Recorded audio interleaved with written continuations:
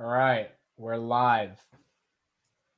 We are live, everybody. Hello. This is a surprise Saturday stream. Usually don't stream on Saturdays, so I have no idea if anyone's coming. So we'll see. No clue if anyone's gonna show up because people are busy on Saturdays, and I don't think anyone. I don't know. We'll see. I mean, honestly, we'll see. But we're gonna see. Okay. Oh wow, people are actually here. That's cool. This isn't late night. Yeah, it's not.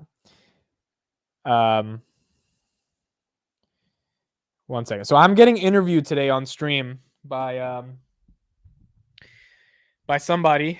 They wanted to interview me and they said, "Can we do it on late night?" And I was like, "Okay, sure." So they're gonna be you guys. It's gonna be watching an interview of me getting interviewed live. Is that a narcissistic thing to do? I don't know. But I usually don't stream on Saturdays. But we're going to do the interview with this person. His name is Blake Bickhouse. And I'm sending him a link right now. And so, yeah, if you guys want to watch me get interviewed by Blake, that's what we're doing. I'll probably stay on afterwards as well. But yeah, that's it. It's 2 p.m. in Hawaii. That's so awesome that you live in Hawaii. Chris, it's 8 p.m. Yeah. Hi from Montreal. First, got a notification. Awesome. I get paid to wait. What's up? Good morning, evening from the Netherlands. Emmanuel, what's up? Thank you guys for being here. It means the world. Again, usually don't go live on Saturdays. I know everyone's busy. But we're going to do this interview thing. And so, yeah, this today was a cool Saturday. I had some cool meetings today. Got some stuff done. Honestly, I'm ready to go to sleep. I don't think I've slept this week. I was supposed to sleep last night, and I don't think I really slept. Like I slept at 2, woke up at 9. I know that's 7 hours, but I feel like I need like 30 hours or something. But anyway, all right. I just sent him the link. He's going to come in. You guys will see who he is. So he's interviewing you on your channel. Yes. It was his idea, by the way. He was like, if I put it on my channel, no one's going to watch it. So can we do it on your channel? And I was like, okay, sure. This was fine with me. I guess he'll take the video from the stream and put it on his channel. But BTW, what camera do you have? Sony a6 400. It's a really good camera, man. I've had it for 2 years now. It's like for $1,100, the 4K on this bad boy is not bad. Like it's really decent. So yeah, it is ironic though that he's interviewing me on my channel. It feels narcissistic. I'm not gonna lie. I've got my Jack Daniels. This is how I drink my Jack. A whole freaking cup of it. Don't even hesitate to swallow it. Super easy to drink it because I'm a man. And I drink Jack straight down. So you never do weekends. Exciting. Yeah, I'm going to start doing weekends. The reason I don't do weekends is because usually Saturdays, I've noticed as I've become an adult, Saturdays is my day to kind of relax, if I dare say that word. So I actually try to just chill on a Saturday. And I mean, I do work, but I also try to just like get a little bit calm, think about strategies, all this different stuff. But here we are now.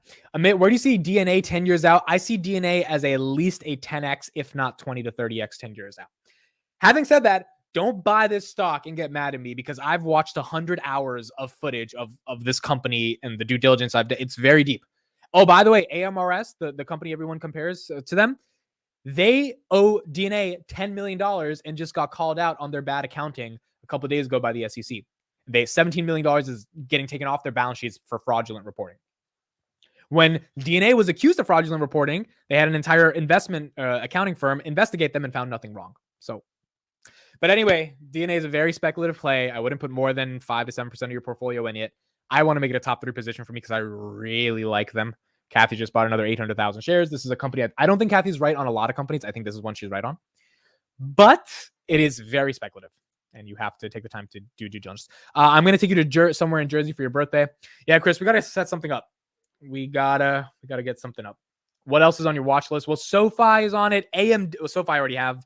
AMD is now on the watch list. Meta is now all over the watch list, and it's probably going to be in the portfolio soon. If it gets under 130, that's going to be stupid, and it's going to be time to buy some Meta. But we will see. Ahad, what's up? What's up? Sam.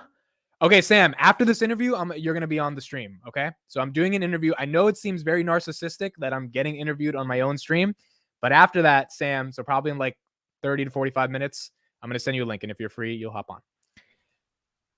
What's up, bro? What's up? One sec, my audio is not working. Yeah, I'm gonna I'll mute you for a second. You can figure it out. I'll bring you back in like a second. Yeah, so that's Blake, the guy you just saw. He's gonna be interviewing me on the stream. He thought it would be cool to like interview me on my channel, so we're doing that. And so yeah, Blake is an up and coming YouTuber. He is Blake. Also, send me your YouTube link on Twitter so I can pull it up. His YouTube is called Blake's Finance. Do I already have it? No, I have your website link, not your YouTube link. So make sure you send me that. And yeah, that's it. Nvidia and Tesla are on my watch list. Yeah, Tesla at the 200 levels is also deep on my watch list. Nvidia, I don't understand Nvidia yet. I think AMD might be more undervalued. I need someone to break down AMD versus Nvidia. If someone can actually do that for me on the channel, that would be amazing. Me and Chris are going to talk about Snowflake soon as well, so we're going to talk about that. YouTube gods have given me the alerts. Thank God for YouTube gods. Okay, Blake, you're good? Oh no, your mic isn't connected. Good. Okay. Oh no, you're good. Sweet. Perfect. Okay. So this is your interview. Take it away. You got it. And yeah. All right, sweet. Yeah. Well, let's just get right into it. So I know that your main part of your channel is about Palantir and stuff like that. But I don't think, I've been watching your channel for a while. I don't know if you've really gone into how you discovered Palantir. So I discovered them in April 2021. I saw ARK was buying it, so I was like, okay, it's interesting. And the thing that was interesting to me is like, they seemed like a tech company that I didn't really get. I knew they were like this horizontal platform that could be applied in a lot of different places. The more research I did, the more I was like, oh, holy crap. They might be available in a lot of different parts of the world. Then I got into Peter Thiel, which I already knew, but not as intimately as I know now, and Alex Karp. I saw videos of Alex Karp, who's a very eccentric CEO. And slowly by slowly, I started dabbling myself to the point where by November 2021, I had a $25,000 position in them. And I was like, it's an exciting company. So I guess it was like a rabbit hole of 4 to 5 months of going deep into them. And now I get them a lot. Do you ever get worried about like having so much of your, maybe not so much your net worth, but a lot of your portfolio in just Palantir? I know now you have like Google, SoFi, DNA, stuff like that, but does that ever worry you at all? Or you just... No, but the reason is because my age, right? So at 24, I'm like, I can be a lot more riskier than a lot of other people. Even at 34, at 44, you could be risky. Like, it's just, if you have time on your side, if you're not going to retire in the next 30 years, then you can lose. Palantir can go to zero in the next 8 years, and I will still, be okay. I won't be financially ruined. So to me, there's an asymmetrical opportunity here, especially at this valuation. I have started to diversify. It's still a big part of the position, but obviously a lot more stocks are included, and I'm trying to build out some other positions, but I'm not too worried because I have enough conviction in this company for it to be big, but I guess we'll see. Yeah, I kind of feel the same way, being like, I'm like, what, 20? So you're 20 years old? Yeah. And you're in college right now? Correct, yeah. And are you studying finance in college? Yeah, finance and economics. Okay, very cool. So you're doing content on the side to like kind of test different waters, right? Yeah, for sure. I just tired of not doing something, It's like, might as well go out there and try to... I'm really passionate about just like, I like talk to my friends about this stuff, and like, they don't give a crap. Like, a lot of people just don't care about like economics and stuff like that. So it's like, I want to share. My friends still don't know what like a share is. Yeah, exactly. They're like, I just bought like a share of like Ethereum. It's like, what does that even mean? Like, what are you saying?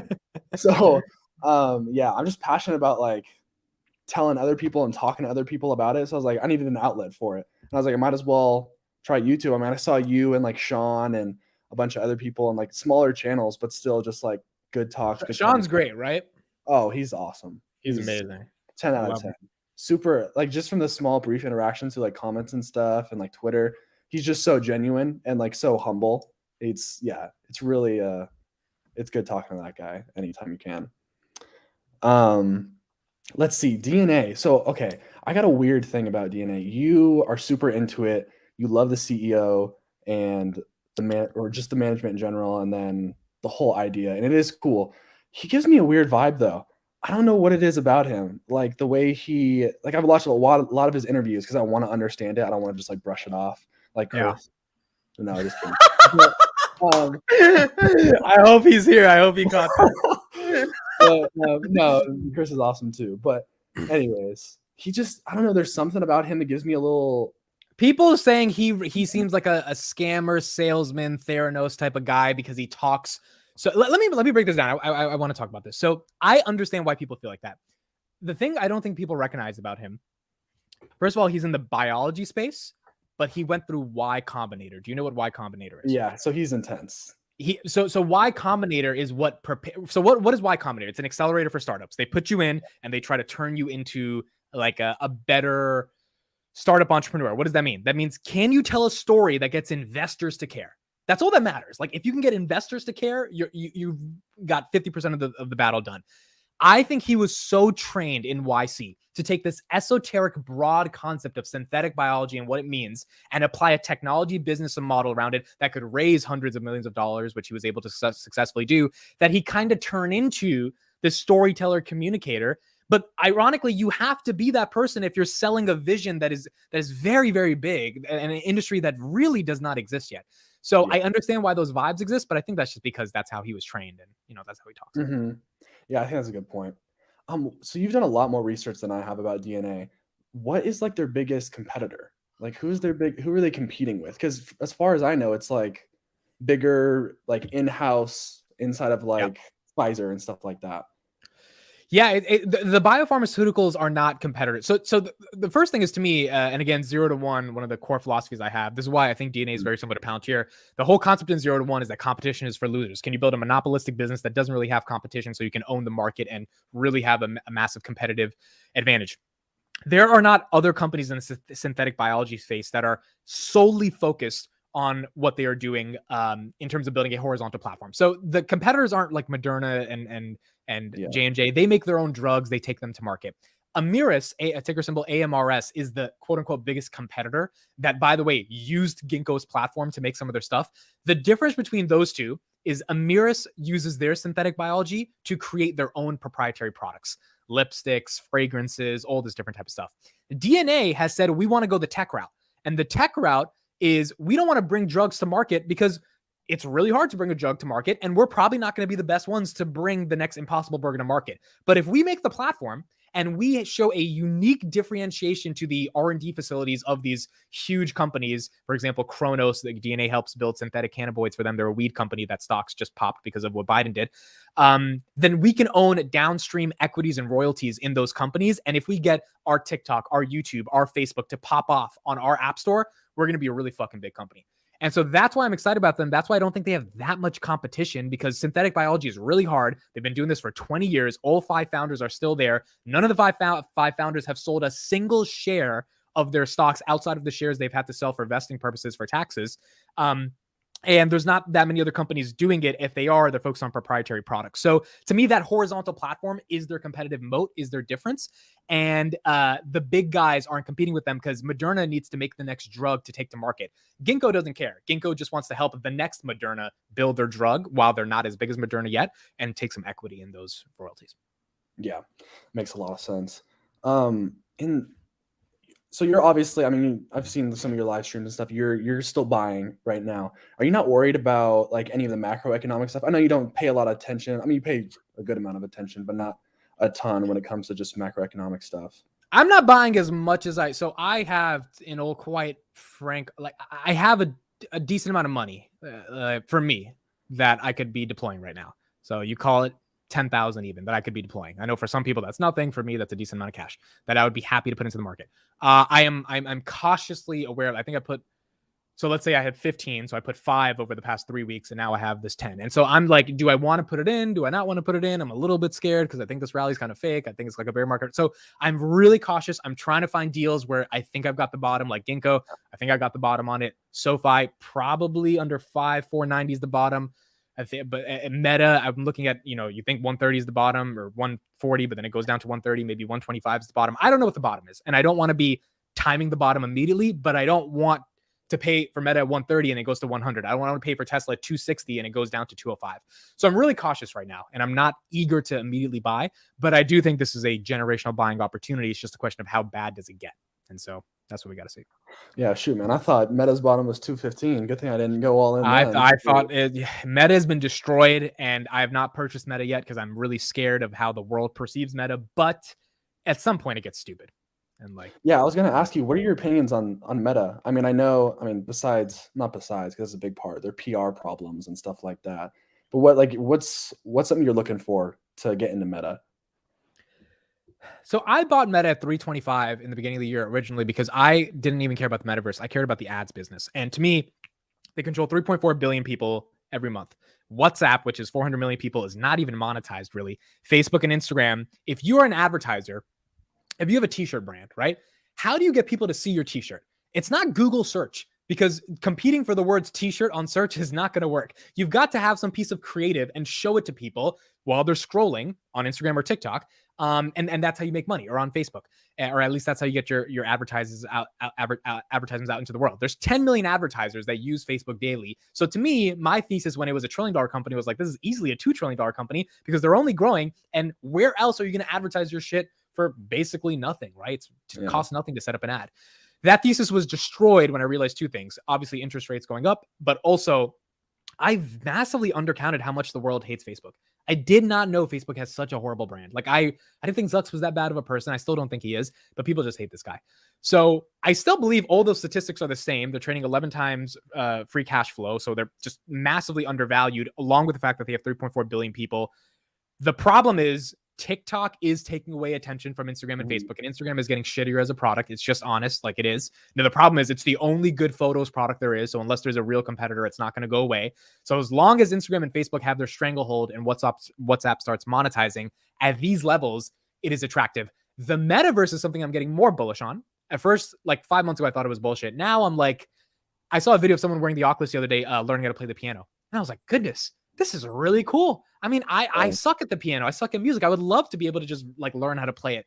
So I'm getting more bullish on these ideas that if Zucks is spending 10 billion bucks a year, even if Apple and Nvidia and Microsoft, but like no one's spending as much as him. They bought Oculus in 2014. They already have 10 million users. They only need to get to 100 million. They don't really need a billion people using this. Could that get them to be, a $1 trillion company again? Probably. So getting more excited for Facebook. Yeah, I feel like with Apple and probably Google, I mean, they're probably all the big tech companies are probably going to try and hop on it. Microsoft for sure, because they're into gaming, and Apple for sure, because they have their ecosystem, so they'll probably do a VR headset. I don't see people buying Metas over Apple's. It's a good point. If Apple comes out with some sleek, beautiful product, then maybe. It's just, is Apple going to be able to develop an ecosystem for creators or for developers that is as great as it was for the App Store for apps? Maybe. Yeah. And if they do, Facebook's got some competition. I think Facebook is ahead though. Yeah. I mean, they come out with their headset in 3 days, their new one. So the Facebook one. Yeah. Exactly. Yeah. So that'll be interesting to see. Exactly. Yep. Yeah.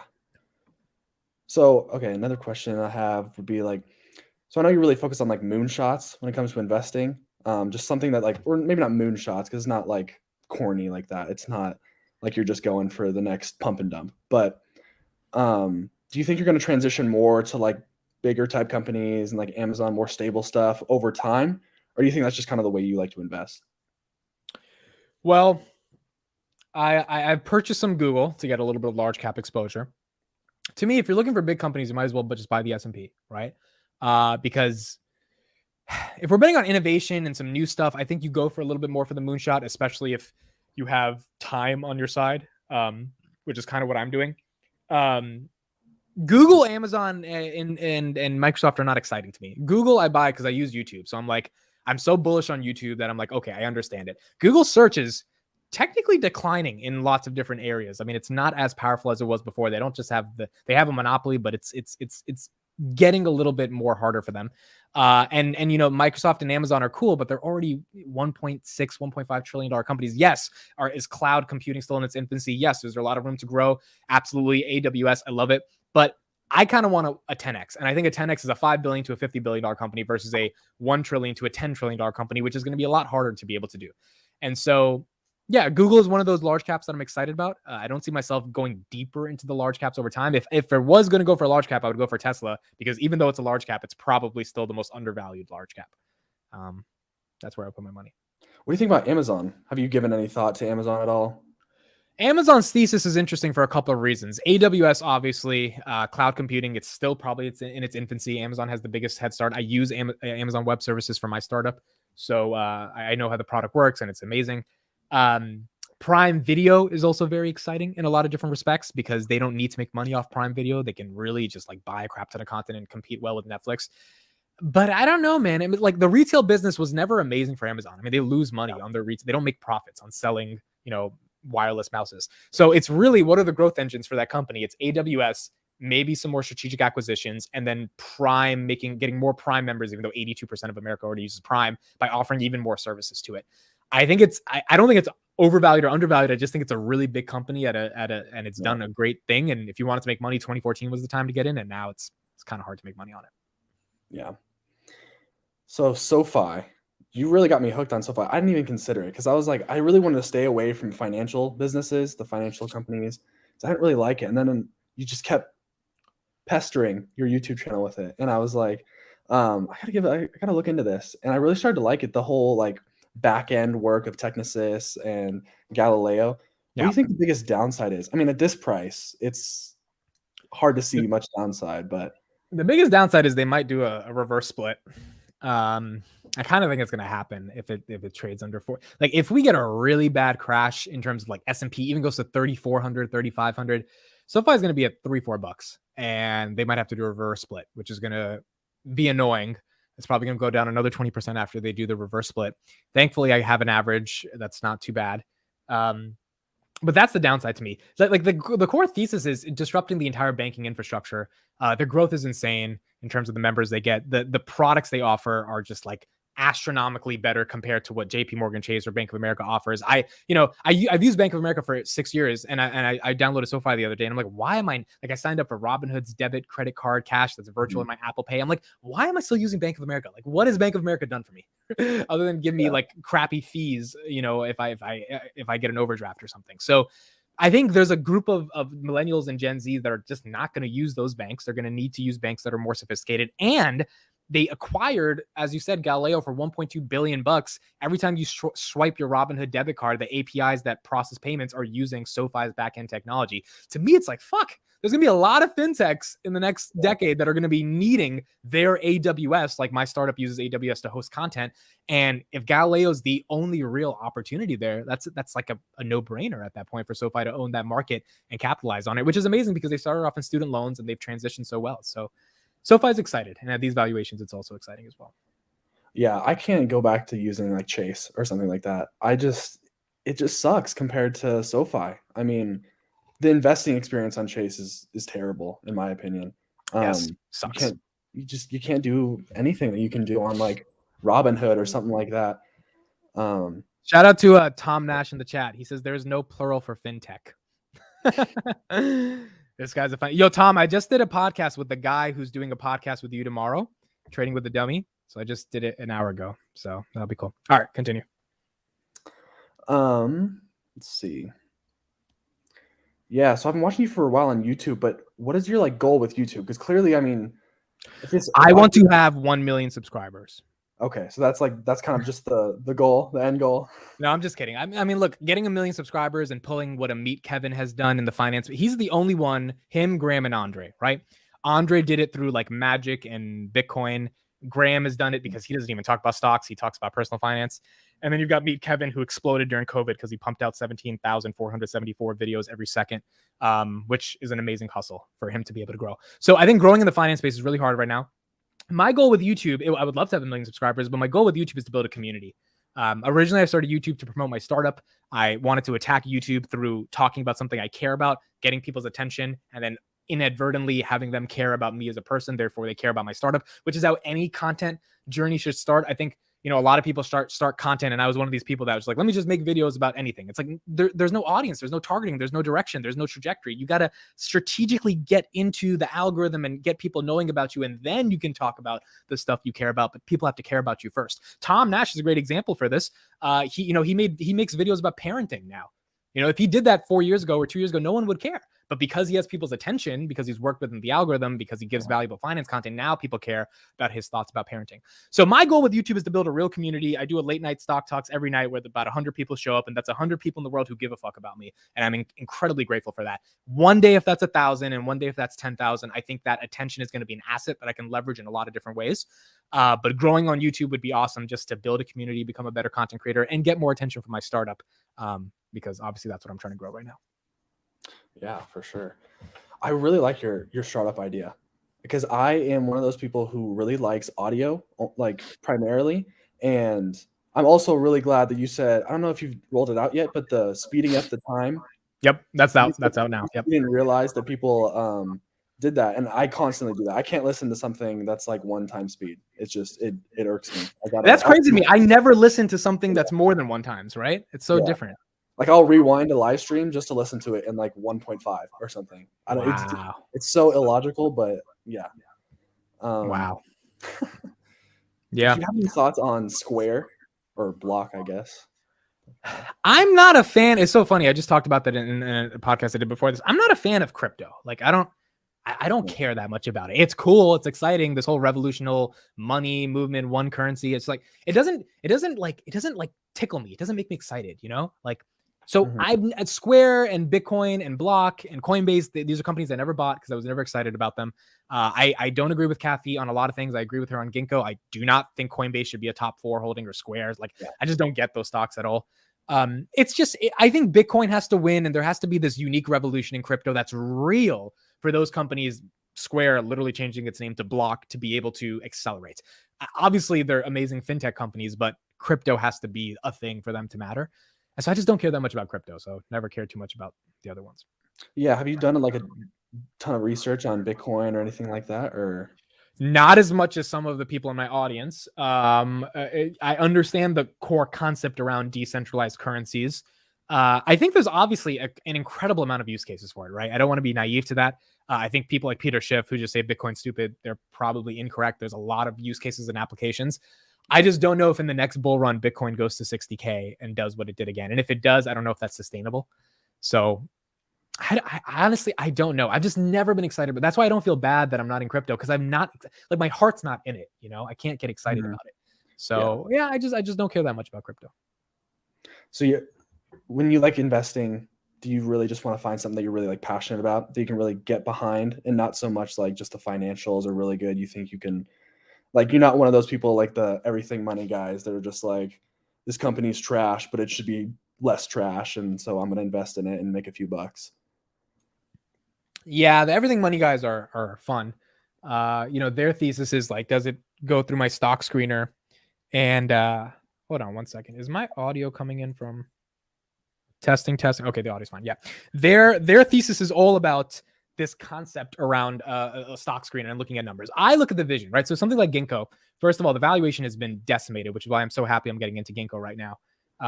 But the vision, the concept of what they could do, that's the thing that excites me. And ultimately, I'm betting on people. So with Palantir, I'm betting on Alex Karp. With SoFi, I'm betting on Anthony Noto. With Ginkgo, I'm betting on Jason Kelly. Are these people that I want to have my capital? Like, that to me is like the fundamental question in investing. That's really all that matters. That's what matters. Like, do I want these people to have my money? And if I can live with them having my money, then I'm good to go. If the valuations are decent, I'm good to go. And if I believe in the story and the vision and I can articulate it, I'm good to go. And that's why I think I like Palantir so much, because the philosophy around it is what excites me even more than the technology at certain points.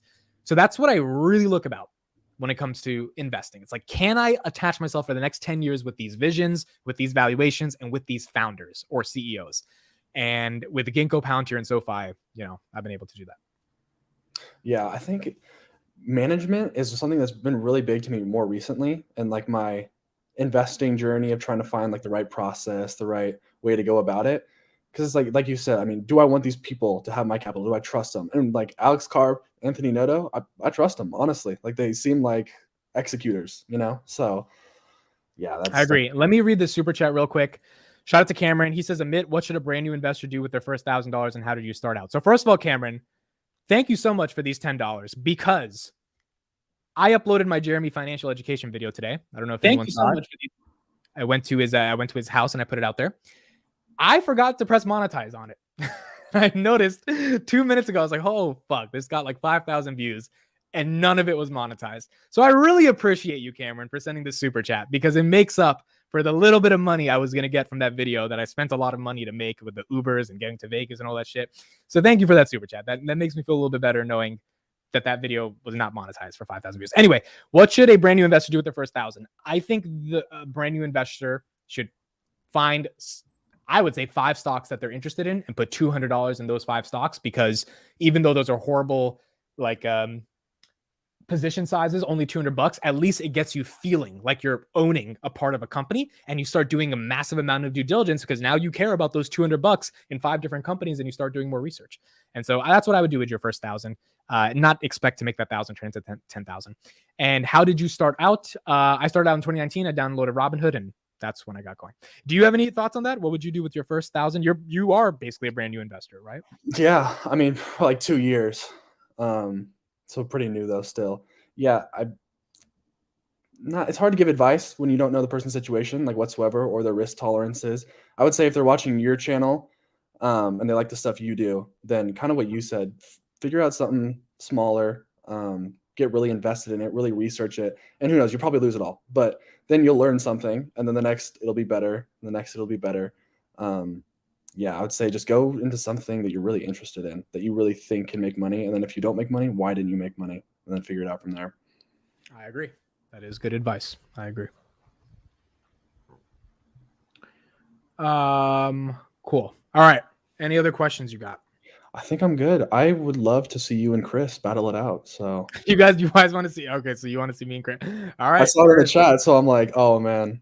Okay, here we go. This is just turning even more fun right now. All right, Chris, I'm sending it to you on Twitter. Let's have Chris Patel join and spew his propaganda that he knows very little about and talk about ginkgo. You're going to get a front row seat to this, Blake. You probably didn't expect the podcast to go this way. Oh, I'm here for it. That's why I love your podcast, man. They go all over the place. It's great. Yeah, that's why it's not even late night stock talks. It's just like fun, and there's some stocks in it, but there's also just there's cool vibes, and I think that's why people come back, you know. Yeah. So put your YouTube channel in the description as well, or in the chat. What'd you say? Sorry. Put your YouTube channel in the chat, so people can check yours out. And have you started making a lot of videos yet, or no? Yeah, I'm doing 2 a week for the past couple weeks. They're a little more structured, I would say. What college do you go to? Eastern Washington. Like in Washington State? Yeah. It's near Spokane. Okay, cool. And so are you from Washington originally? No, I grew up around Seattle. Interesting. Seattle. Yeah. So you've been on the Space Needle. You know, it's funny. I've never been on the Space Needle. Not once. Yeah. Me and my friends were talking about, getting suits and going up there because we just felt like we had to dress up to go there, but no, we never went. So I should have though. Dun, dun, dun. Hello. Darth Snowflake is here to ruin your parade. What's up, Blake? How you doing? Your wife would take another night off from her and get on a stream on Saturday? Yes. Actually, we just had like a mini birthday party for my sister-in-law, but yeah. Okay. Oh, dude, I'm here to save you. And I'm here to save you too, Blake, from this fiasco known as DNA, So let's just start it off with why. That's their ticker symbol. Like, what are you talking about? Because whenever you see these ticker symbols, the ones that try to like propagate themselves, like they're like trying to do something revolutionary, they always come up with some shit like that, and they always like put that into their ticker symbol, right? So let's just talk about let's just talk about DNA. And I don't know. I'm hearing some background music or background stuff. Like I don't know who's that's coming from, but all right, yeah, it's coming from Amit. Okay, so let me just start off by the first thing is Blake. Anytime you see short sellers going after a company, you should take them seriously. I know there's been a lot of stigma for the last, 2-3 years with regards to short sellers trying to tank markets and trying to tank companies because, they are essentially trying to make a profit from a company's doom. But at the end of the day, they're also doing a lot of due diligence and a lot of research. They're actually risking more money for less return than most investors are when they're risking just plain capital to get an exponential return. So when they do due diligence, they do a lot of due diligence. Like there's so many companies that short reports have come out on, and then literally they've been proven right. So an example is Enron. Like a lot of people and a lot of companies, even like big time hedge funds, big time pension funds, they got caught up in Enron. And it wasn't until the short sellers really revealed a lot of the stuff that they were doing in the background that people realized it didn't make sense to do it. With regards to DNA, there's a short report by a short firm called Scorpion Capital. And, I did my research. I put both DNA and I put the short report on my screens, and I deep dive through both of their business models and everything. And when I saw what Scorpion Capital uncovered, that's what shocked me, and that's what started to lead me into the rabbit hole of DNA and what their practices are, and why they're essentially not exactly lying. Okay, so the one thing that I think a lot of people like will say is like, oh, you know what, you're making up revenue and you're doing this. They're not lying, but they're using really unethical business practices to make their business look more appealing than it really is. So like even right now, when you look at their earnings, the last quarter, it was like, oh, we've made 600 million in revenue, but look at all this stock-based compensation. Look at all the expenses that we had. So one of the things that DNA has been doing is essentially taking equity investments in their partner companies, saying, oh, you know what? We're going to give you a little bit of money to set yourselves up and become a bigger company, and we're going to take an equity stake and all this other stuff. And the equity partners that DNA has, right, the people who are already invested in it, like what was one of the big companies that invested in DNA? They were also throwing money into these other smaller companies, hoping that they could get people to invest in them and just artificially raise the price. And this whole like turnaround strategy, it's nothing new. People do it in this industry. The biggest problem that I see with DNA right now, though, is number one, we as a society are moving away from doing things more synthetic, right? We're trying to do more organic. Like everyone is moving towards an organic lifestyle, right? The minute you hear synthetic anything right now, especially synthetic biology, that's not exactly the most appealing thing from a sales perspective. And then on top of it, after COVID, that even accelerated the trend because, dude, do you really want to try to put things in your body that are lab grown, You realize the like mRNA lab created? vaccine was synthetically created, right? Yeah, and how many people are not exactly into trying to get that into the system? There's a ton of people that really don't want to have people messing up with regular biology. That is, changing DNA is not a healthy practice. Like, I understand. Now I know what your issue with the Ow, company. ow, ow, ow, ow, ow. All right. Sorry, man. Yeah. Now I know what your issue. That you don't morally agree with that concept. That's your problem. It's not that I morally agree or disagree. I'm just telling you that from a business perspective, doing things that revolve around changing fundamentals of nature hasn't exactly turned out very well in the long run for a lot of industries. And on top of it, Chris, the whole food market is based on GMOs. Yeah, I would say. Yeah, and like, what are you talking about, bro? Everything you eat every day is artificially created. Like the plant-based stuff, there's a big movement for that. Yeah, but Blake, not even plant-based stuff. Chris, if you get a McDonald's burger or like fries, like none of this shit is organic. Like all of our food is through GMOs. And Jason Kelly wrote a New York Times article about why GMOs need to be ethically sourced and all this stuff. But like the whole world is using this. Like I don't see how the market is small for fake shit. So you're okay. So number one, you're okay with the fake shit, right? I eat it every day. All Right. of it. And but that's what I'm trying to say, that we should be moving away from that, not towards it, especially with regards to a lot of the things that are out there. One of the value propositions that DNA tends to put out is that we can make products cheaper by synthetically creating them, right? And my question is why? Like, dude, we need to do things within nature, not go into this. Chris, Yeah. you sound like a hippie right now, bro. Like, so for example, Kronos, DNA and their big ass robotics facility made synthetic cannabinoids for this company so that you don't have to grow them organically and it still gets you high. Dude, Why? no one, because no one wants to smoke synthetic weed, dude. If anything, weed is one of those things you want to smoke organic, bro. All of these vapes, they're all synthetic. They're like this, like the I don't know what you call it, the DAP pens. All that stuff is synthetic, unless you're literally smoking marijuana. I think you are mischaracterizing like Impossible Burger. We don't get to a vegan world. We don't make veganism cool through marketing. You have to make it synthetically feel that people are eating meat. Like that's just human nature.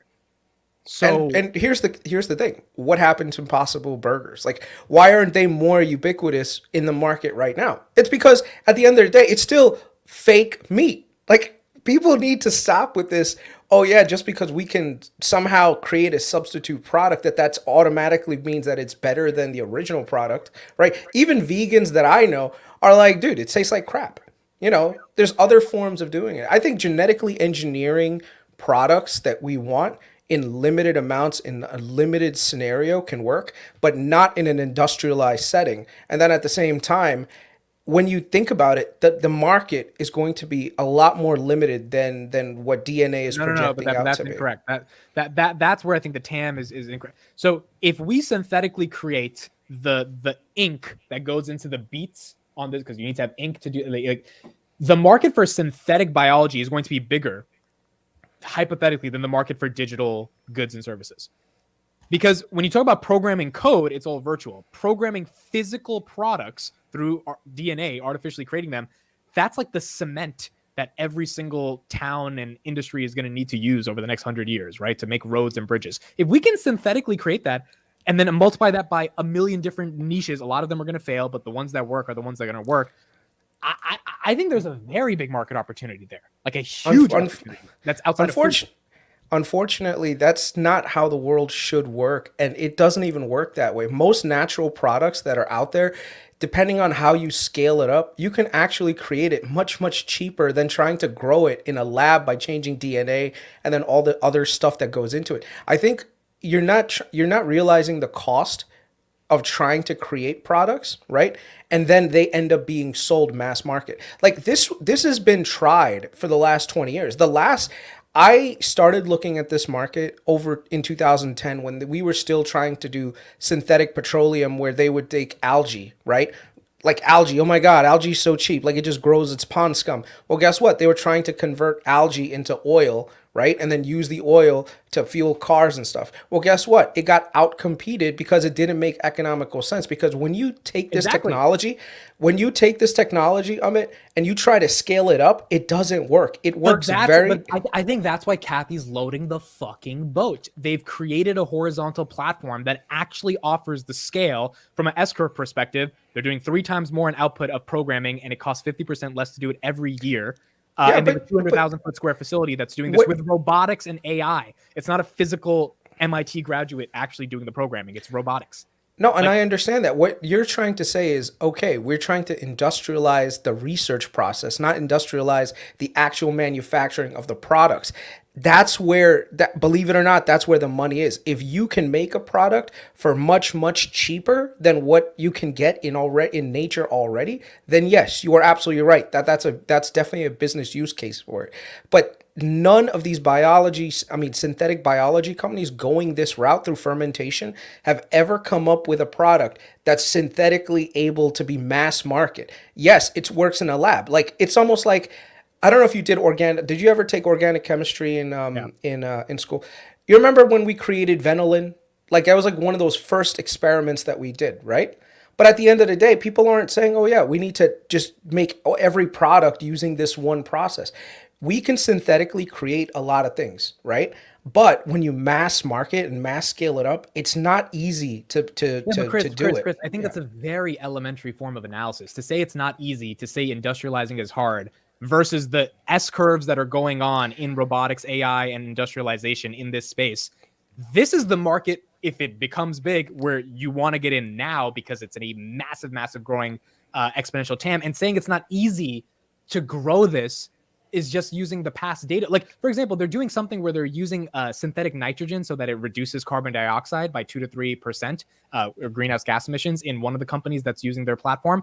Like, you think about that at scale. If we could get 2 to 3% of greenhouse gas emissions reduced, even in one town of inside of a city, inside of a country, how much of a big of an impact does that have on climate change because you're doing it synthetically? Listen, that's a big deal. I'm not saying that the dream isn't there. Trust me, dreams are great. I love dreaming. But at the end of the day, I live in reality. And in reality, there hasn't been a product via synthetic biology using this process, which is fermentation, that has yielded a economical product that's been able to mass market themselves, right? So all I'm saying is, I get it that the technology behind it, which is, oh yeah, we can do a lot of research, we can do, and that's the other thing. Their business model is of a CRO, okay? It's a contracted research organization. When you go through like the companies that they've actually contracted, most of them, they're doing it because essentially this company is doing the research for free and just saying, here's equity. So imagine, and that's the other thing. A lot of these companies, when they were asked by the short seller, by their employees, by things, and said, hey, listen, would you use Ginkgo's research if you didn't have these credits that allowed you to do the research? And most of them said, no, that's no point. The point. That's why they're an opportunity, bro. Like, it's hard to start a biotech startup. If Ginkgo does it for you for free and they find the one TikTok or YouTube that pops off on their app store, like, and you have equity in that, you shouldn't roll your eyes at that, because if I'm not rolling I'm just saying it's a dream, right? And at a $5 billion valuation for them to offer a platform, you don't think they can get to a $15 billion valuation, which is what they SPAC'd at? They SPAC'd at a $20 billion valuation, $24 billion. $15, so 23. Yeah, correct. 20 billion. So a 4x on finding another company that builds the next Impossible Burger or the next fragrance or whatever using their platform when they want to get to 500 of these programs by 2025, and they're already on track to increase it by 250% in 2022. No, I think growing revenue by 300% year over year. Question is, where's that revenue coming from?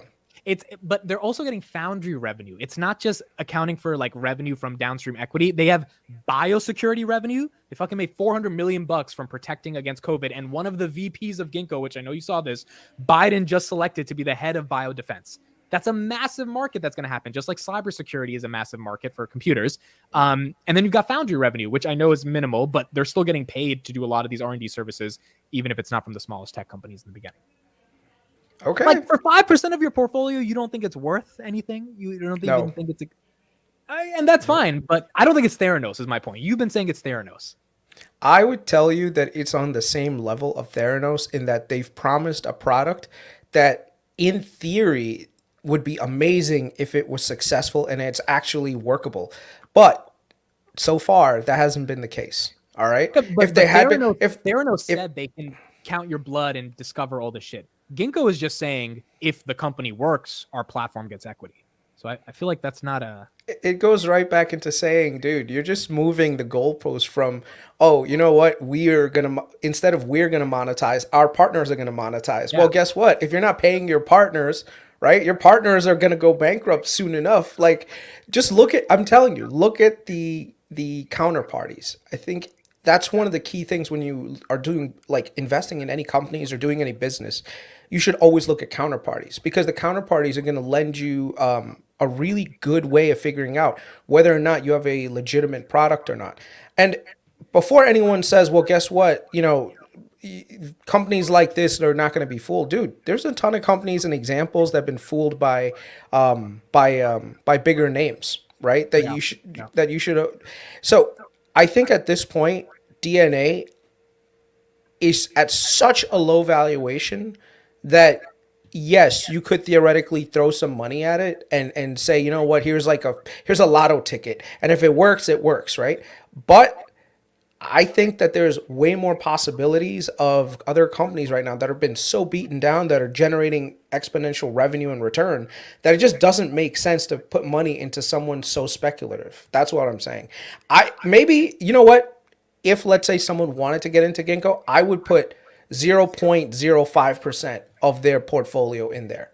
Because at the moonshot, if you think that this is going to be the moonshot that goes 100x, by all means, the smallest amount possible. For me, it's not a company. I don't invest. I don't like investing in super speculative names like this. This is beyond speculative, to be honest with you. Do you think my startup has a better chance than Ginkgo? Yeah. Oh yeah. Oh yeah. For anyone that doesn't know, my thesis on Audia isn't so much the actual product. The actual product is great. I like it. It's the hustle by which Amit is putting himself out there. And I think that's the recognition that I said to myself, like, okay, when I had to talk to my wife to, say like, I'm going to make business decisions, and my wife has some say in it. So I spoke to my wife. I said, I don't know if this thing is actually going to work, to be honest with you. It's one of those things. There's like a lot of competitors, but what I do know is the drive and the hustle of this guy. And I've only seen, and when you see that drive and the hustle, you know that they'll go somewhere, with it. So my investment is not so much in Audia, the product, which I think is still a good idea. I'm not saying it's not, but it's in the person, right? The person to carry that forward. So, Yeah. Look, I agree. I mean, at the end of the day, I think Ginkgo is it's a very speculative name. Why do you think Kathy has 120 million shares? Any thoughts on real quick, at some level, ARK's research team, they do know more than us, but do you think they just have ruined their reputation that we can't even give that an inch of respect at this point? Kathy's biggest problem right now is that she's carrying this burden of oversized expectations, of being that person that finds this diamond in the rough that makes it into this big thing, right? Like her whole shtick is that she finds these innovative companies that no one's thinking about or no one's talking about, and then she invests money in them and they go parabolic, right? That's their funds like main thing. But if you look at every single one of the companies that she's in, bro, she's taken losses on top of losses on top of losses in so many companies. And the one company that I'll tell you that's not on the list, look at Berkeley Lights. Go to ARK Invest. Go to Kathy's ARK and look for Berkeley Lights. Also Roku. Are we really saying that Roku's is better than Palantir, more innovative? I don't get a lot of her holdings, to be completely honest. Yeah, because you know what happened? Now she's at a point where she can BLI. See, it's probably not even there anymore. Or there it is. Yeah, click on that. Click on how much she added it for and what the market value is right now. Well, she added at 48 and the market value is... No. Go click on it. Click on it. See where she was adding. She wasn't just adding at 48. She added all the way to the top. And now she literally had to sell all the way down. Look at the stock price. What you guys are seeing, the purple, is her total ownership. That's not the stock's price. That's her total ownership. And look at where the company is now. Yeah. Look at that. So if you're telling me that Kathy Wood's research people are so good, dude, this should not happen. Right here, what we're seeing right now should not be the case. And there's so many companies that are in the same position and the way that she's done things. So whenever ARK Research puts it out, their problem is that they can't invest in the Apples and the Amazons and the Googles of the world. Because if they did, everyone would be like, wait a second, Kathy Wood is investing in Google? Dude, I could do that myself. Why do I need Kathy to do it? No, Kathy's whole thing is innovation. I'm always going to be looking for that innovative company. And in my opinion, she has a poor track record of finding innovative companies, with the exception of Tesla. And I think she has ridden the coattails of Tesla to her fame and fortune. Had it not been for her outsized call of Tesla going to like this exponential value, no one would even talk about ARK. No one would know about ARK. And then guess what? A lot of retail people, they ended up saying, oh, well, Kathy was right about Tesla. She's probably right about Roku. She's probably right about Berkeley Lights. Let me get in on those. And right now she is literally the queen of meme stocks, believe it or not. Yeah. There's just No, too I many feel you. stocks that I don't get her thesis on, like Spotify. How is that so groundbreakingly innovative compared to like Apple Music or Amazon Music? There's just time after time I don't get the thesis behind the stock picks. There's definitely some level of, you can say that there is a business for Spotify. Don't get me wrong, Spotify is a good product, but it's not something that deserves like to be like the next revolutionary thing, right? And it's going to have a ton of competition all over the place. So I'm not saying that Spotify shouldn't exist. I still think Spotify has a great service, but at the same time, guess what? It's not something that you want to invest in, right? So as an example, when you look at 0 to 1, right? 0 to 1 talks about this, saying, look, we need airlines. Like the world would be a really shitty place if we didn't have airlines. But guess what? You shouldn't invest in airlines because they compete against each other to the point where they compete away all the profits. Spotify has to make hundreds, if not millions of dollars of deals with the Joe Rogans of the world and the Gimlets of the world to get their content on their platform so that they can eke out a margin, right? Where other companies and other things are doing the same exact thing. When it comes to content, any business that relies on content, literally right now everyone is fighting for content, which means that they keep upping the amount that they have to pay. And at the end of the day, you're basically going to compete away all the profits that you can make, right? So it's one of those things that's great for content creators, because I know you're trying to be a content creator, Blake, but it's a terrible thing for the businesses, because now the businesses literally, they're like, now I have to live on a really small margin, because if I want my platform to grow, I need to get the best and the brightest content creators and have them on my platform. Look at Twitch. Twitch is taking a beating right now too, right? They Like, just reduced their ad cut. Like they increased their ad cut for them, the company, versus the creator, because they can't afford it anymore. yeah, and now all these Twitch streamers, they're like, screw this, I'm going to YouTube, right? So I think a lot of times we look at things and their ideas are great. Don't get me wrong. I love some of the ideas that I hear, but in terms of business value, they don't necessarily make sense, right?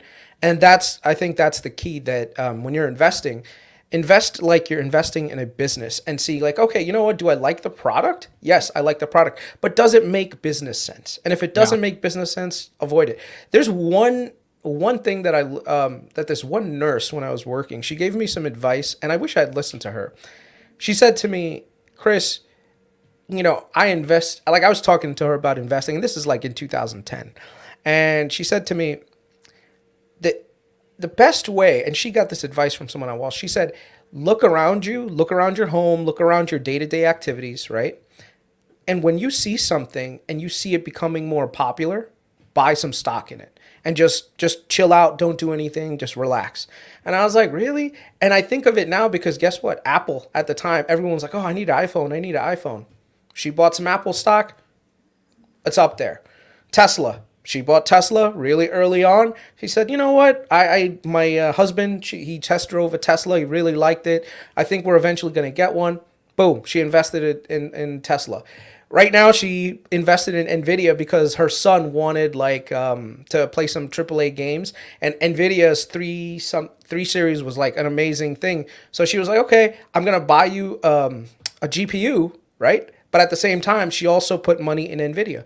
And it's things like that you don't necessarily think that are like, wait, your entire investing thesis is based on things you use. It's like, yeah, you're the consumer. Most of these products are consumer products that are exponentially up there. Just think about right now, like things that are around. So here's a question. You're young, Blake. You're a young guy. Let me ask you a question. What are some of the things that you're seeing in your life right now, like that are very early, that no one really knows about, that you are like using, and it's like it's becoming something that you cannot live without? Yeah, I would say, I mean, I use a lot of Apple products, but that's not very new. I just recently started using Google and YouTube a lot. Not Google search. I've used Google search for a while, but really gotten into YouTube the past like 2 years. And it's like, oh, I'm consuming like all my content on there. I'm like, I can only see more people going this way because traditional media just isn't as entertaining to me anymore. So that would be one, but I can't think of many other small type of things consumer wise. Yeah, Gaming, and yeah, the bigger one too. and I think that's going to be the key, right? Where I'm in the same boat as you are. Like, I don't even consume that much traditional media anymore. Most of my consumption is on YouTube, right? And Yep. I know a lot of people in the chat are probably the same exact way. So just think about how many more people are there, and then think about all the markets that Google is probably still going to compete against and becoming bigger. I think Google is one of those companies that it may seem like you've missed out on that exponential run, but I could tell you, you ask anyone in 2015, they felt the same exact way. Like, oh, Google's too expensive. Go ahead, ask anyone in 2022 if it would have been a good idea to buy Google in 2015. So I'm trying to think if there's any other consumer products that are not big yet that all of us use. Like you could say Roku, but again, I don't think that's that revolutionary. Um, and I don't you know know. what it is? It has to be products that are becoming a significant part of our existence, but they're Yeah. doing it in such a secret way where you don't even notice it, Yeah. right? Like YouTube. Like I've been watching YouTube since like 2010, 2012, Yep. and it Same. never occurred to me like, hey, maybe I should have just bought some Google. Yep. You know, Instagram, like when it came out. Oh, you know what? This is actually a good product. Like I communicate with all my friends on WhatsApp, right? Like in India and stuff like that. It's like, that's interesting. So it's things like that. I feel like big Yeah. tech just kind of takes it all away. I mean, we have headphones, and it's like, oh, I want headphones more. Apple comes out with AirPods, and they've become instantly infamous, and everybody wants them. And I just feel like they keep snatching up stuff like watches. Okay, they're going to make watches too. The next big consumer product might be a VR or AR glasses. And I think, Blake, you just hit it right on the head. I think we are eventually going to move towards a lot more VR and AR stuff.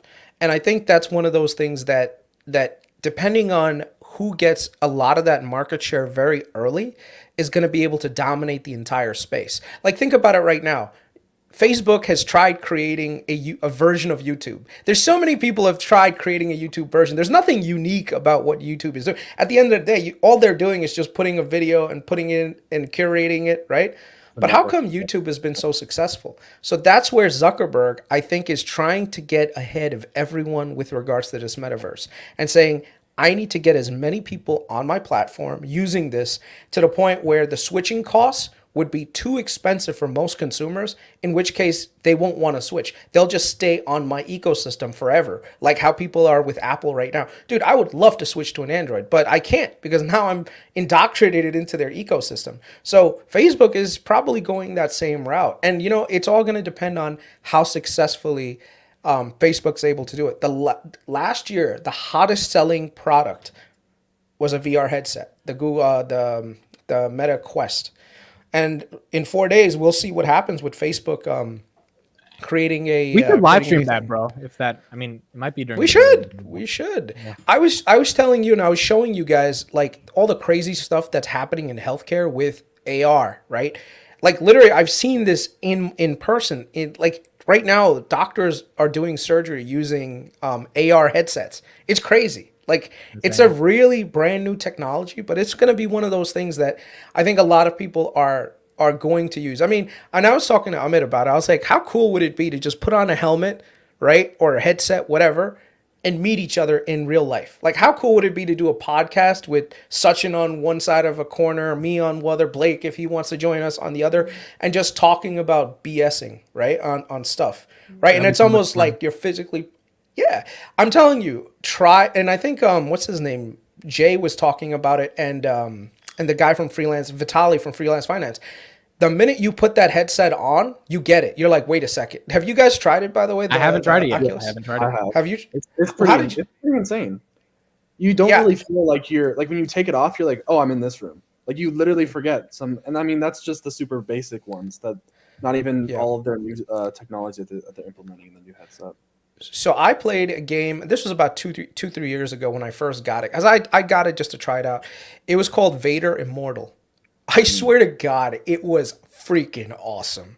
Like it was one of the coolest things. You once you get into it, you're just like, wait a second. This is going to be the next big thing in terms of, especially for gaming. And then it just goes into what else is it going to be? Vader Immortal, by the way, it did it for me. Like literally, when you put the helmet on, you're standing there in your living room or whatever, you feel fully immersed into the environment, right? And such a different sensory level.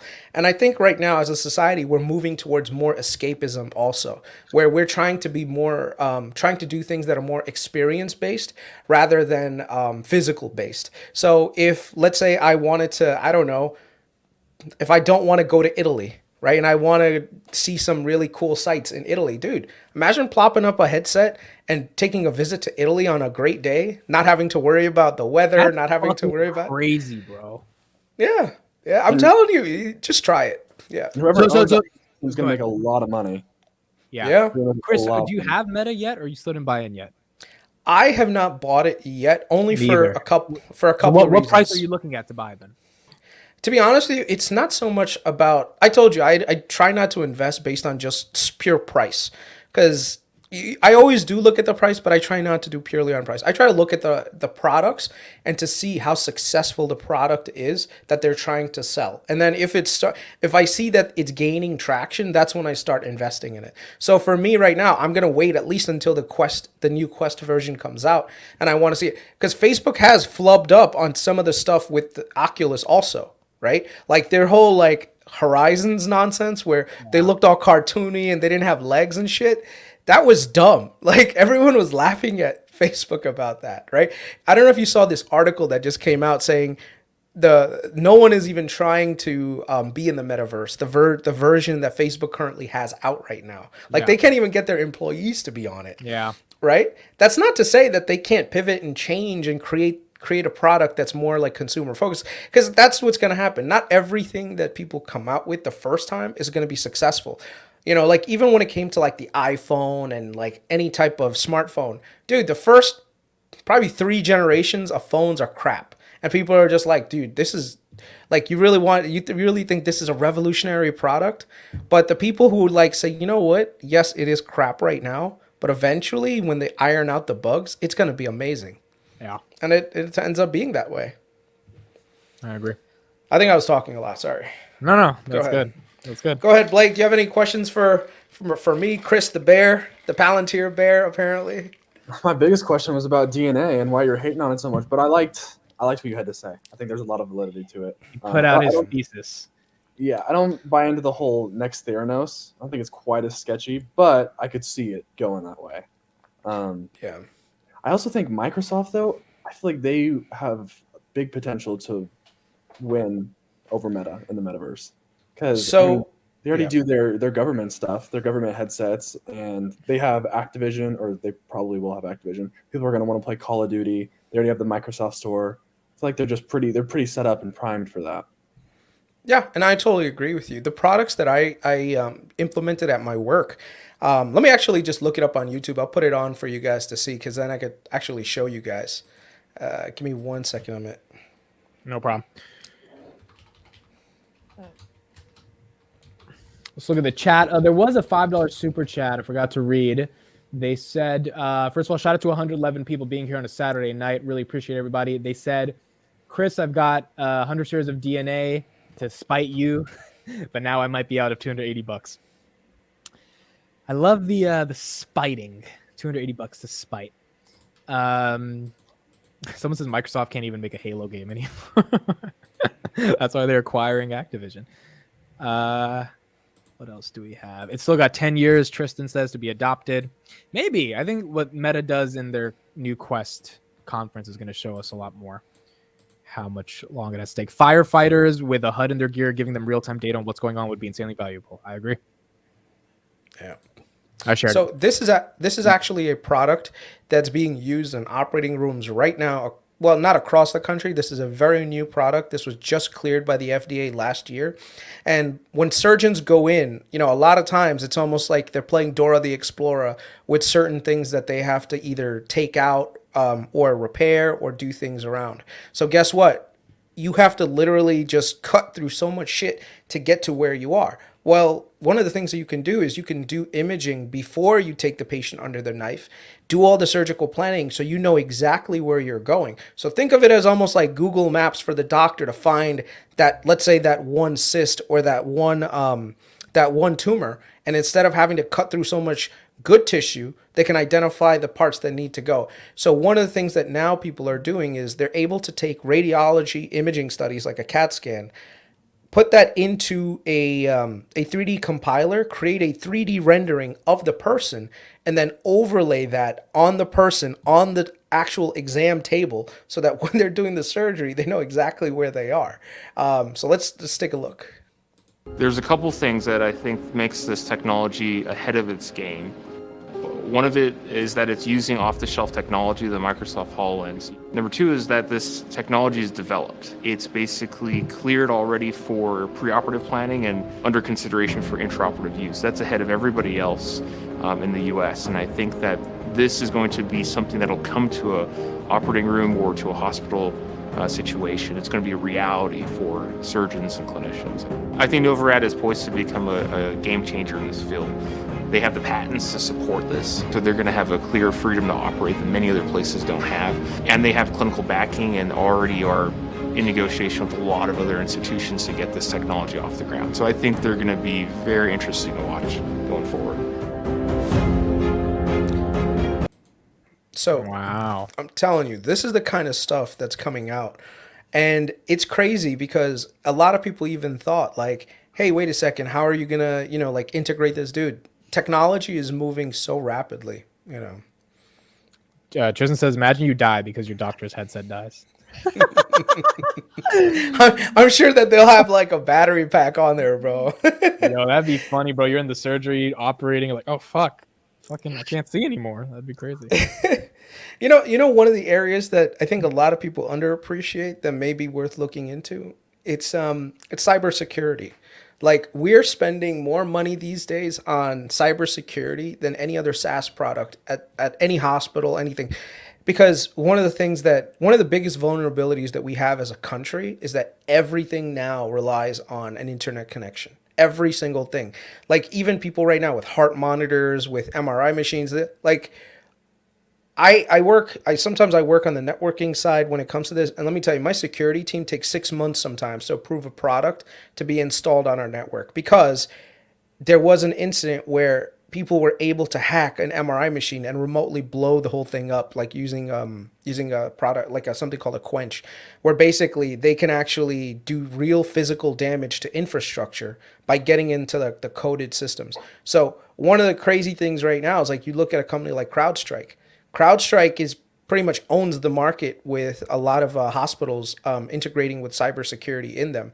They have a product called Falcon, which is like you don't even know it's running in the background. Like it's not like your old school antivirus software that would slow your computer down and every other day it'd be like, oh, do you want to download the new definitions? No, it's like products like this. Like you guys don't work in like a industry or a field, so you don't necessarily notice it.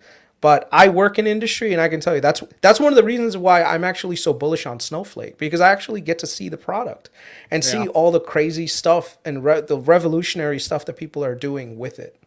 I haven't seen that with Palantir. I tried to get Palantir, but that's for another day.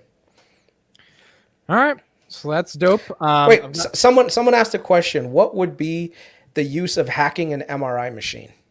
Right? I'll give you an example.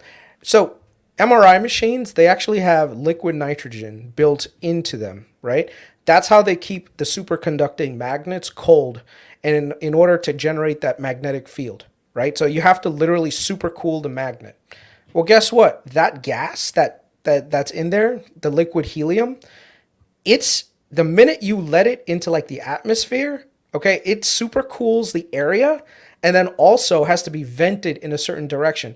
If they don't vent it correctly and they leave it in things, you can have a patient on the table, right? And guess what?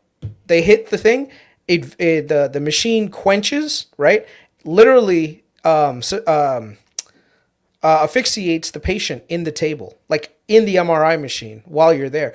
There are so many dangerous things like radiology machines, like CT machines. Dude, they could, like a hacker could go into a CT machine, turn the radiation way up. The next person that goes in there, bro, you could, I don't want to say you could fry them, but you could give them a lethal dose of radiation. Now imagine right now, you work at a hospital that sees the president of the United States and you're like, you know what? I want to kill the president.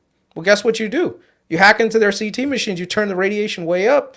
Guess what? Now you gave the president cancer, right? Just from a CT machine. So these are the kinds of things that, believe it or not, I'm telling you, there's cybersecurity is one of those things that we really underappreciate when it comes to vulnerabilities. Like even like anyone that works at like a power plant or a grid, dude, they have some next level security because think about right now, if they were to successfully be able to turn off the electricity to an entire region or entire country, you know how many people are protecting our systems because of that? The vulnerabilities, like a nuclear powered substation. Like imagine overloading, creating a virus program that overloads. I mean, there was another good example, the one with the oil pipelines. They were able to literally shut down, I think, certain parts of the pipelines and raise the price of oil, right? Because of a colonial pipeline. And they basically said, if you don't pay us ransomware, we won't let you operate. And that literally raised prices of gas for a couple of days. I mean, or a couple of until it happened. So it's things like that that I think go very underappreciated. So. Okay. Dope stuff. Me and Chris will be doing a pod on Monday, going deep into Snowflake, like balls deep into this company, trying to understand it. And so we'll look forward to that. Blake, thank you so much for doing the interview on stream. It was awesome. Thank you for being here. Thank you for having me. Yeah. And I've got someone else coming on stream, but yeah, Chris, thank you for hopping on, explaining I'm still bullish on DNA, but obviously understanding it in a spectrum. All I'm saying is do some more research. Read the short report. It made some really interesting points on it. And a lot of the stuff that's there is verifiable. So it's not something that's just pie in the sky, So like I said, it's just, I would not want to be in a company that's being so crazily targeted by short sellers. That's all I'm going to say. Yeah. I agree. Yep. All right, guys. I'll see you later. Thanks for joining. Yeah, have a good one. See you guys. Rest of the stream, we're still keeping the stream going, so we still got someone coming on. Someone else is coming? All right, man. Have a good one. I'm done. Bye. I'll see you, bro. Thank you. Yeah. All right. That was a good hour-long conversation around stocks. We're going to transition a little bit on the Amit Cookrageous show. I feel like a radio host, bro, that has to transition from topic to topic. And now we're going to get into some other stuff. We have a new guest that you guys know. It's not Code Strap. We got to talk to Code Strap soon. It is Sam. Hello. What's up? I'm good. How are you? I am good. How is life? It's been like a week and a half since you last came on the stream. I think it's maybe even 2 weeks now. No, that I come. It might have been 2 weeks. It might have been 2 weeks. I don't remember, dude. What's changed in the past 2 weeks for you? What's changed? I think I'm feeling a lot more optimistic about my content creation. I actually haven't put out much out there, but I've been making baby steps, such as being more open and more consistent on my Twitter, which I think is an important step for me. And then from there, I can see what I should do to my YouTube account. You had a tweet go viral. I'm trying to find it. I know I had a stupid tweet go viral. I can send you the link if I find it. Yeah, send me the link. Send me the link, and I'll put it on the screen. And how did you feel when it went viral? Because it went decently viral. No, I got a little scared because basically what had occurred that there was this poker game that had gone viral on Twitter, and then someone had tweeted about it, and I replied to the tweet, and since that tweet went viral, my subsequent tweet went viral as well. Yeah, this is why content is crazy, bro, because you could put something on the internet and then that shit could just find an audience out of nowhere randomly, and you got 80 followers off that shit. And I've never even gotten these many retweets off this. So you said, I saw this and did a bit more research, and she ended up giving him the money. When asked why did she blah blah blah blah, she replied, how do you stop a grown man from throwing a tantrum? 689 retweets, 29 quote tweets, 25,000 likes. Yeah. That's a lot, bro. No, and I got scared because I don't want people thinking like that I'm like a man-hating person. You know, it's just like I was just stating the obvious. I was stating the facts, and then I even linked to the poker player's tweet under my tweet. So when this went viral, were you scared about it, or were you kind of like, oh shit, maybe I should make more content like this?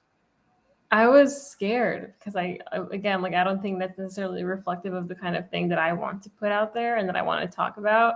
It was just simply an observation. So you don't hate men? I I don't think so. No. No, it's I mean, I yes or have no. my Do you hate men, opinions, but or I don't think that's a yes or no like question. really? It's very simple. Do you hate men or do you not hate men? I don't Well, know what's the. what do you mean by hate? If you asked me, Amit, do you hate women? I would say no. Mm-hmm. So when I ask you, do you hate men? No. Okay, so I don't know why there was a. No. Okay, I mean, so obviously you not. I'm here, aren't I? so you love men, is what you're saying. Please. Please. Let's not take it there. No, I I know. wouldn't say I mean, all that. yeah. I mean, I will admit myself, men are definitely trash in a lot of different ways. But yeah, I agree that I think trying to get into that type of content, it's interesting because you can get pigeonholed into like a type of style. Chris said you took way too long to say no. that is true. Okay, hold on.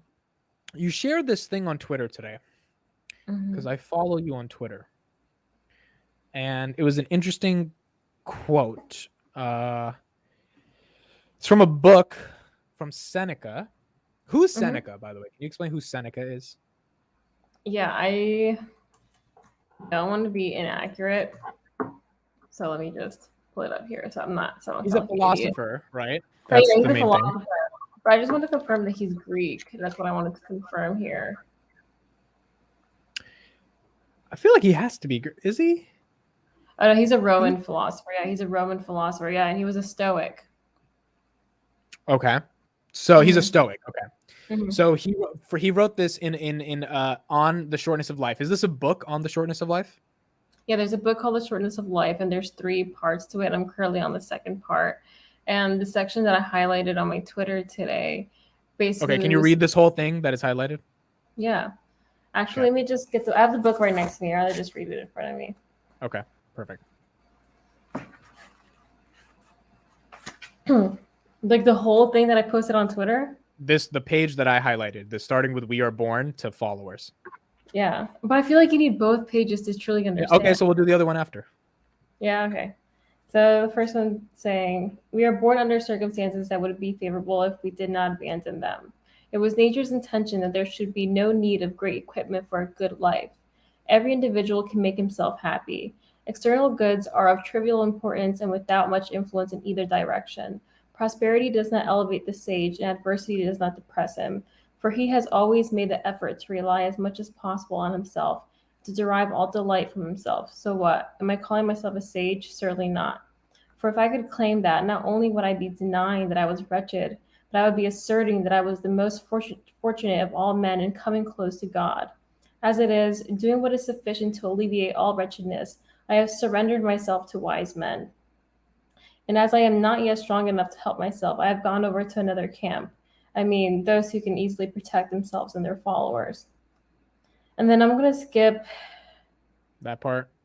Actually, no, I'm going to read that. They have ordered me to take a firm stand like a sentry on guard and to foresee all the attacks and all the onslaughts of fortune long before they hit me. When he says she, he's referring to the concept of fortune. She falls heavily on those to whom she is unexpected. The man who is always expecting her easily withstands her. For an enemy's arrival too scatters those whom it catches off guard. But those who have prepared in advance for the coming conflict, being properly drawn up and equipped, easily withstand the first onslaught, which is the most violent. Never have I trusted fortune, even when she seemed to offer peace. Do you want me to keep going? So what do you think that means so far? Why did you highlight that in your book? Mostly for the second page. Okay. The first page is basically talking about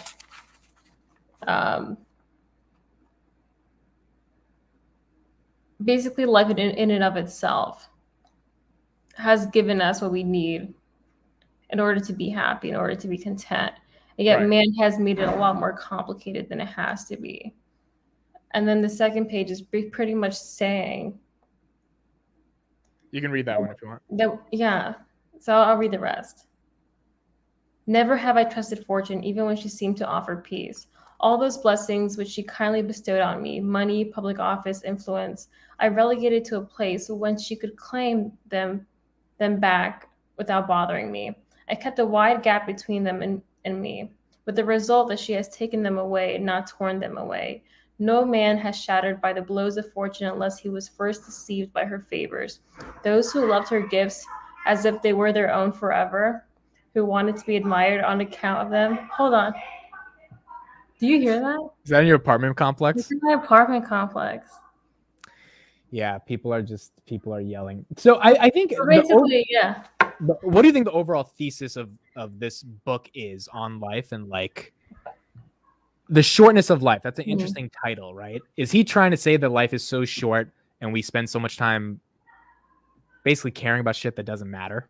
No, pretty much. He talks and he brings up different circumstances in which we do that and how to deal with those situations. And in the second page, which I didn't want to finish reading because my neighbors are going crazy, but he was basically saying that when we are provided with good luck, when we're provided with fortune, money, fame, whatever it may be, we expect it to last forever. So when it goes away, we don't know how to we don't know how to deal with it. Yo, what if they're getting into like a shootout right now, bro? And like, yo, could you imagine if like someone breaks in your house on stream? Like, that'd be crazy. Dude, bro. this is crazy because it's funny because like this building's usually super quiet. Someone said, admit this book complements and blends with your appreciation discussions on mortality. I agree. Exactly. Exactly. And it's one of the reasons why I'm reading it, right? Because I do want my first video to be on the shortness of life, not just like the book itself, but like the general concept of the shortness of life and how absurd it all is and how to remedy the issues that we come across. Okay, so how do you think about death? That's a loaded question. It's crazy, right? That we actually die one day. Like that shit's wild, right? No, and I feel like it's something that I bring up to everyone. They're like, "What do you mean?" Like it just happens. And I'm like, yes, but you don't understand.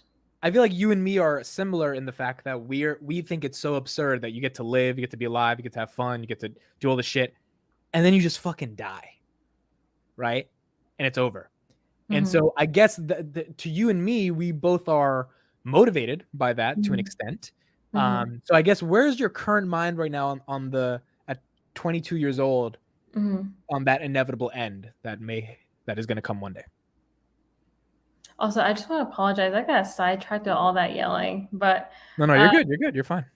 But in regards to my perception on death,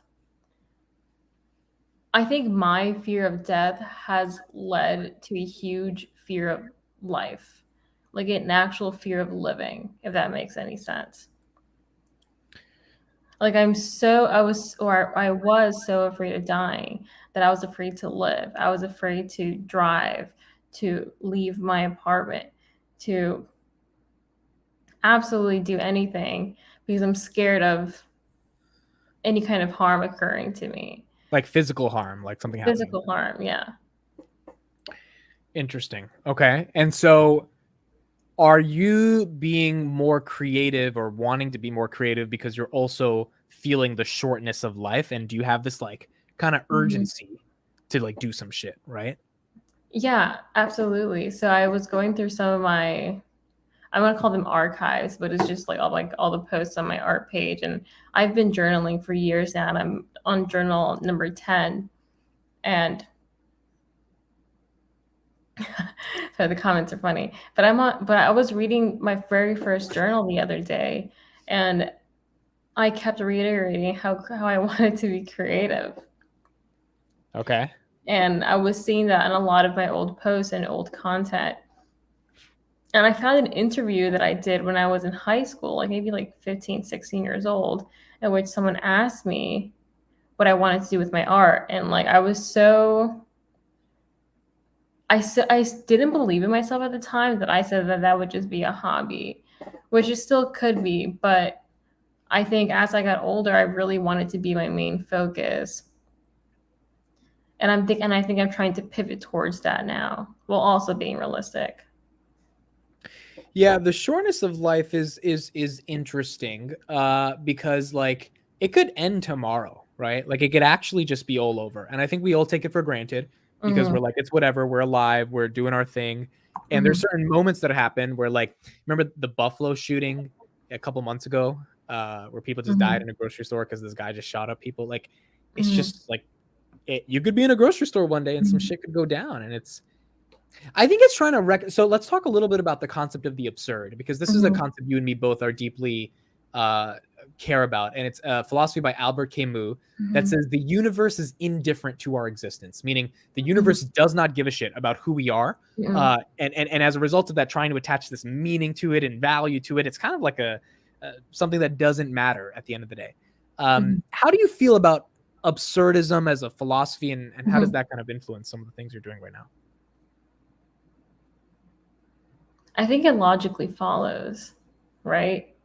Like even if you believe in God, maybe in the not in the Judeo-Christian sense, but if you believe in a higher force, Yeah. that higher force is still in control of everything beyond us and below us on a very atomic scale and then on a cosmic scale as well. And so what makes us think that we are so different or so special than, the bacteria that lives in our water versus like, stars that are exploding like, trillions of light years away. And so the things that occur to us, we perceive them as negative. But on a universal scale, They don't matter. they don't matter, right? And so I think it logically follows. Okay, so like if everything is absurd and nothing really matters that Mhm. much, Mhm. why do you think you still want to be creative? Where's the motivation to create something if you know it doesn't matter at the end of the day? So I think it feels good, right? I think that's another thing that Albert spoke a lot about was life is absurd and so might as well enjoy it. And he was a man that very much enjoyed life. He was very good looking. He was always out in the cafes in Paris and got with women and did whatever the hell he wanted. And absurdly, he died in a car crash, right? Like out of nowhere. That was But he wild, bro. lived, The fact that he died in a car crash was insane. Like but he lived well until doing so. Blake says, Um, I'd take a leap of faith as Kierkegaard over your postmodern nihilism. I agree. Taking the leap of faith is a beautiful thing to do over becoming nihilistic. For those who don't know what nihilism means, it just means believing nothing matters, right? well, I don't think I'm nihilistic either, right? I think if I was incredibly nihilistic, I wouldn't be so hardworking the way that I am, or so ambitious the way that I am, or put so much work into things that I do. Because I feel like people who tend to be like incredibly nihilistic are also very defeatist. Yeah, I think I am optimistically nihilistic, and I think that's what absurdism is, which is like believing nothing matters in the grand scheme of things. Like all of us die. That's just absurdism, and that's not nihilism.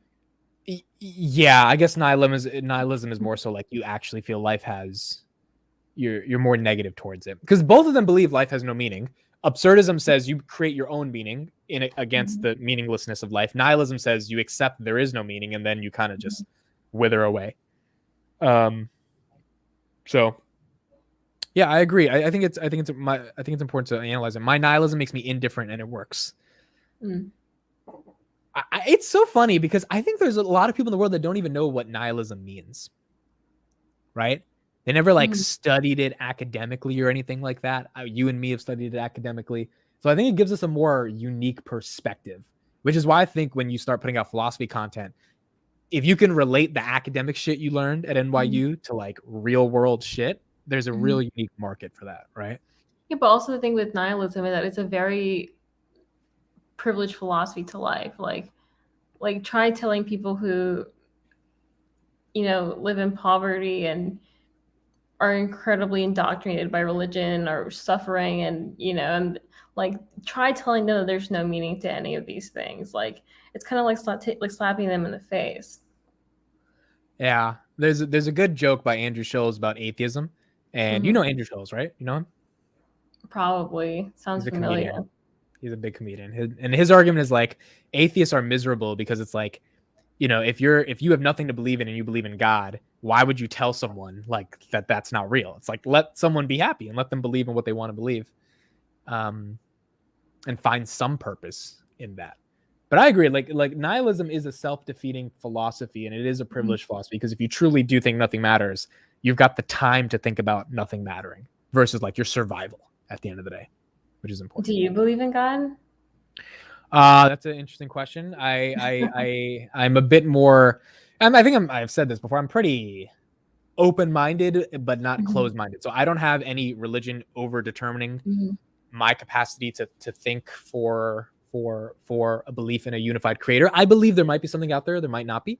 I don't like to have these controlled rules, because I used to be Christian at one point, and I used to have these rules around like what I could think about and what I could say. And I was like, this feels so limiting, and like I want to be more free and express myself. And so I don't believe that deeply in organized religion. I think there's been some problems with it. But is there a God? I mean, like, I don't think you can't say no, because we don't fucking know what's out there, right? No, I think it's funny how you mentioned like organized religion, because like those two things aren't necessarily synonymous, right? I think in the way the media has painted it, it is. Yeah. Like if you're a Christian, you believe in some core Christian principles, right? Like if you're a hardcore Christian, you believe in pro-life and like all this type of stuff. And the evangelical political right has made a lot of their influence very standardized. Like Kanye, for example. This guy is a fucking contradiction upon contradictions. I mean, he says he's pro-life, and then you look at all the shit he's done in his life, and it's just like, but granted, that's the absurdity of life. Of course he's a contradiction, because life is not fucking linear. And so that's why I choose to just not believe there's anything that tries to assert the linearity of truth, like an organized religion, which is why Kanye is very interesting to me to analyze.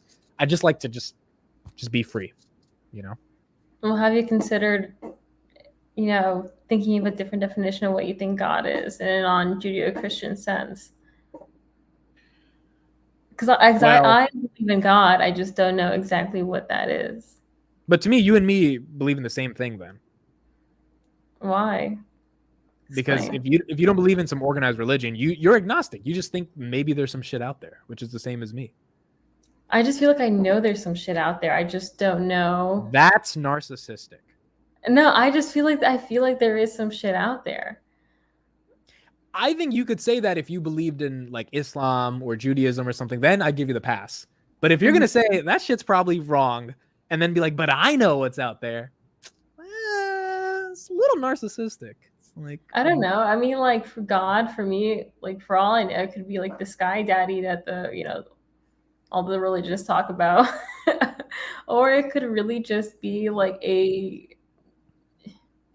force, maybe a force similar to like the force of gravity or whatever else, like an invisible force. But your inability to pick something and be so esoteric about it, doesn't that mean you and me believe the same shit? Which is like, maybe it's something like you don't believe in anything, basically. You just said it's a sky daddy, right? I'm saying that it could be a sky daddy. That's my point. It could be. Or it could be just some like invisible like force. So you don't believe in anything. You don't believe in a God.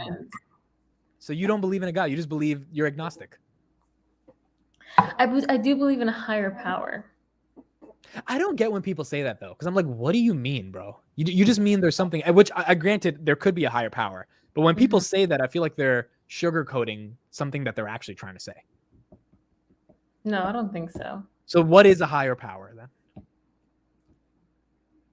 I think the name is ambiguous for a reason, right? That's my fucking point.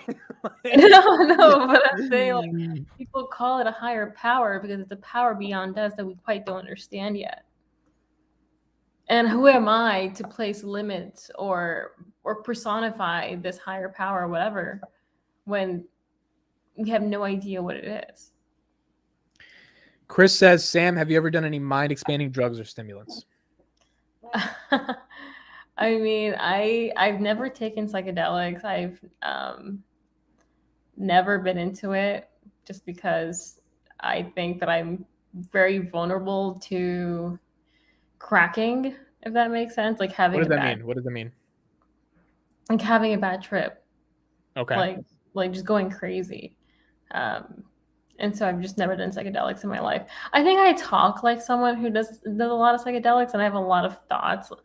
I like someone who does psychedelics. The only difference is that I actually have real logic and rationale behind the things that I'm saying, as opposed to people who just do drugs and think they know everything. You know, like these things are researched and thought of and studied.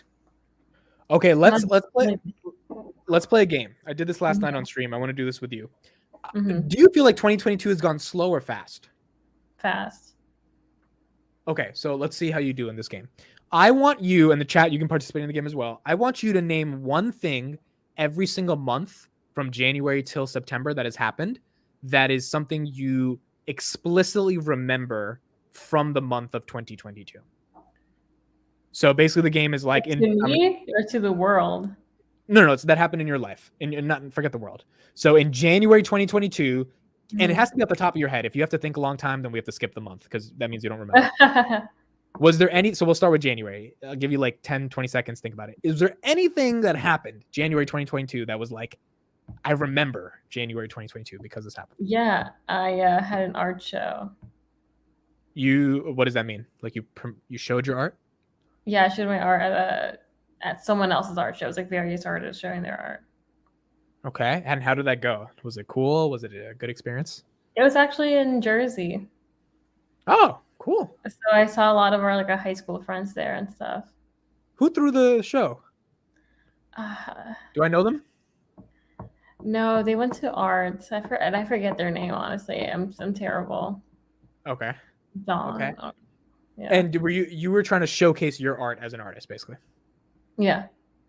Okay. Chat, put what you got as well. Chris says he doesn't. Chris, how do you not remember? Chris, this is when Chris, you and me did our podcast for Palantir in January. How do you not remember that? That's when I said interviewing a healthcare IT expert. That was like peak January. February. What did you do in February? Oh, I had a really nice Valentine's date. I remember that. Okay. Did you go out to eat in any place you remember that was like really good food or anything?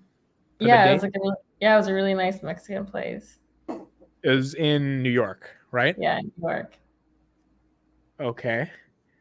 Amid's so dreamy. He said to this girl, "Forget the world." Oh, that's awesome. Okay, cool. So March. What happened in March? I honestly can't remember. Can't remember March? I feel like March is that month where no one remembers shit, bro. I can't remember March. I started doing market opens in March, so I remember that. Someone said they tore my ACL and damn, bro. Hope you're okay, Hakan. Hope you're all right. Bacon, you got to play the game too, bro. If you're in the chat, you got to play the fucking game. Bacon's my guy. Okay, so March, you can't remember anything. This is your senior year actually. So this is okay. So April, what happened in April? I can't remember shit in April either. You remember some stuff happening in April because I remember some stuff in your life happening in April. So in April, I was just going through a really hard time. Okay, so then talk about what you were going through, bro. Don't just say you can't remember. Yeah, I mean, so in 2021, I was on SSRI, specifically Prozac. And in January, the first week of January, I get off of them. And March and April is when I really started feeling the withdrawal effects. And that's also when they started kind of subsiding. So I think that's when kind of like my recovery started.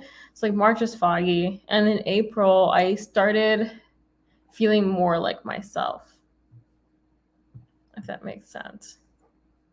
Yes. I have a question. So the Prozac is the antidepressant, right? Prozac, yeah. Okay. So when you take an antidepressant, how does it feel? Like you're numb. Like let's say you're feeling depressed, obviously, and you take an antidepressant. What is it? Can you kind of recall what does it do to you? Does it make you like less sad? Like, can you put words to what that feels like? I just felt like I wasn't here. I remember when I was on the medication, I felt like I wasn't present. I wasn't grounded. I was a bit dissociated. I was numb. I just didn't feel like myself. Everyone reacts to these things differently, but I just didn't find it to be beneficial for me. Okay, and then April, when you got off the drugs, what did the withdrawal feel like? Well, I got off in January, but March was when like the withdrawals were really kicking in. Well, the withdrawals, you're just incredibly suicidal. You have all these intrusive homicidal thoughts. You're incredibly emotionally unstable. It's just you're just thinking different things. You're right? incredibly dissociated. Like you're super dissociated. It's just not a good time. And you got prescribed these because you were diagnosed by like a therapist, right? Or a psychiatrist that like you're Yeah. clinically depressed. Mm-hmm. Yeah, I've never taken these before. Obviously, I know like Kanye has taken them. Some high profile Mhm. people have taken them. And Mhm. like it's a interesting, and I think that's where psychedelics is exciting, because if that could like help in the anti-depression world, Mhm. there's a big opportunity there. Okay, May. What did I you do in May? graduated. How was that like? I really liked graduation. It was fun, but it was a bit surreal. And at What that do you- point, I felt what? What do you mean by surreal? So I was just sitting at Yankee Stadium, like, holy shit, like I'm really here, you know? And I felt like I just had gone to college the day before. It just went by really fast. Do you think you prepared for that moment where it was ready to be like, do you think you were ready to graduate, or you kind of wanted to stay in school? I wanted to stay in school. Well, yeah, I wanted to stay in school. I still want to be in school. You still want to go back to school Yeah. because you miss the life of being a college student? It's not just the life of being a college student, but I think it's just like being in a classroom and reading and listening to these lectures and engaging with other people in conversation is what I really miss the most. But so I went to your apartment once back in 2020. Do you remember when I came over that day? Mm-hmm. And it was really cool because you had a really nice setup. You had this big ass TV. You had a ton of drugs just sitting there. Like it was like college shit, you know, college life. By drugs, I mean like weed, obviously, like basic shit. Mhm. Like, do you miss the studying, or do you miss the actual? I come home from class and I like, you know, I get to like do whatever I want. I don't have to worry about a job, and I get to just live this college life, and I get to like go to parties, and I get to like. Does that attract you more, or you miss more than the staying up to finish a 5-page paper? So that's the thing, right? Like my life now has, like my job is not strenuous. Like once I leave my job, I'm not thinking about it. I don't have to do anything. I don't have to take calls, nothing. Whereas when I was in school, the big stressor was that like homework and papers and whatnot.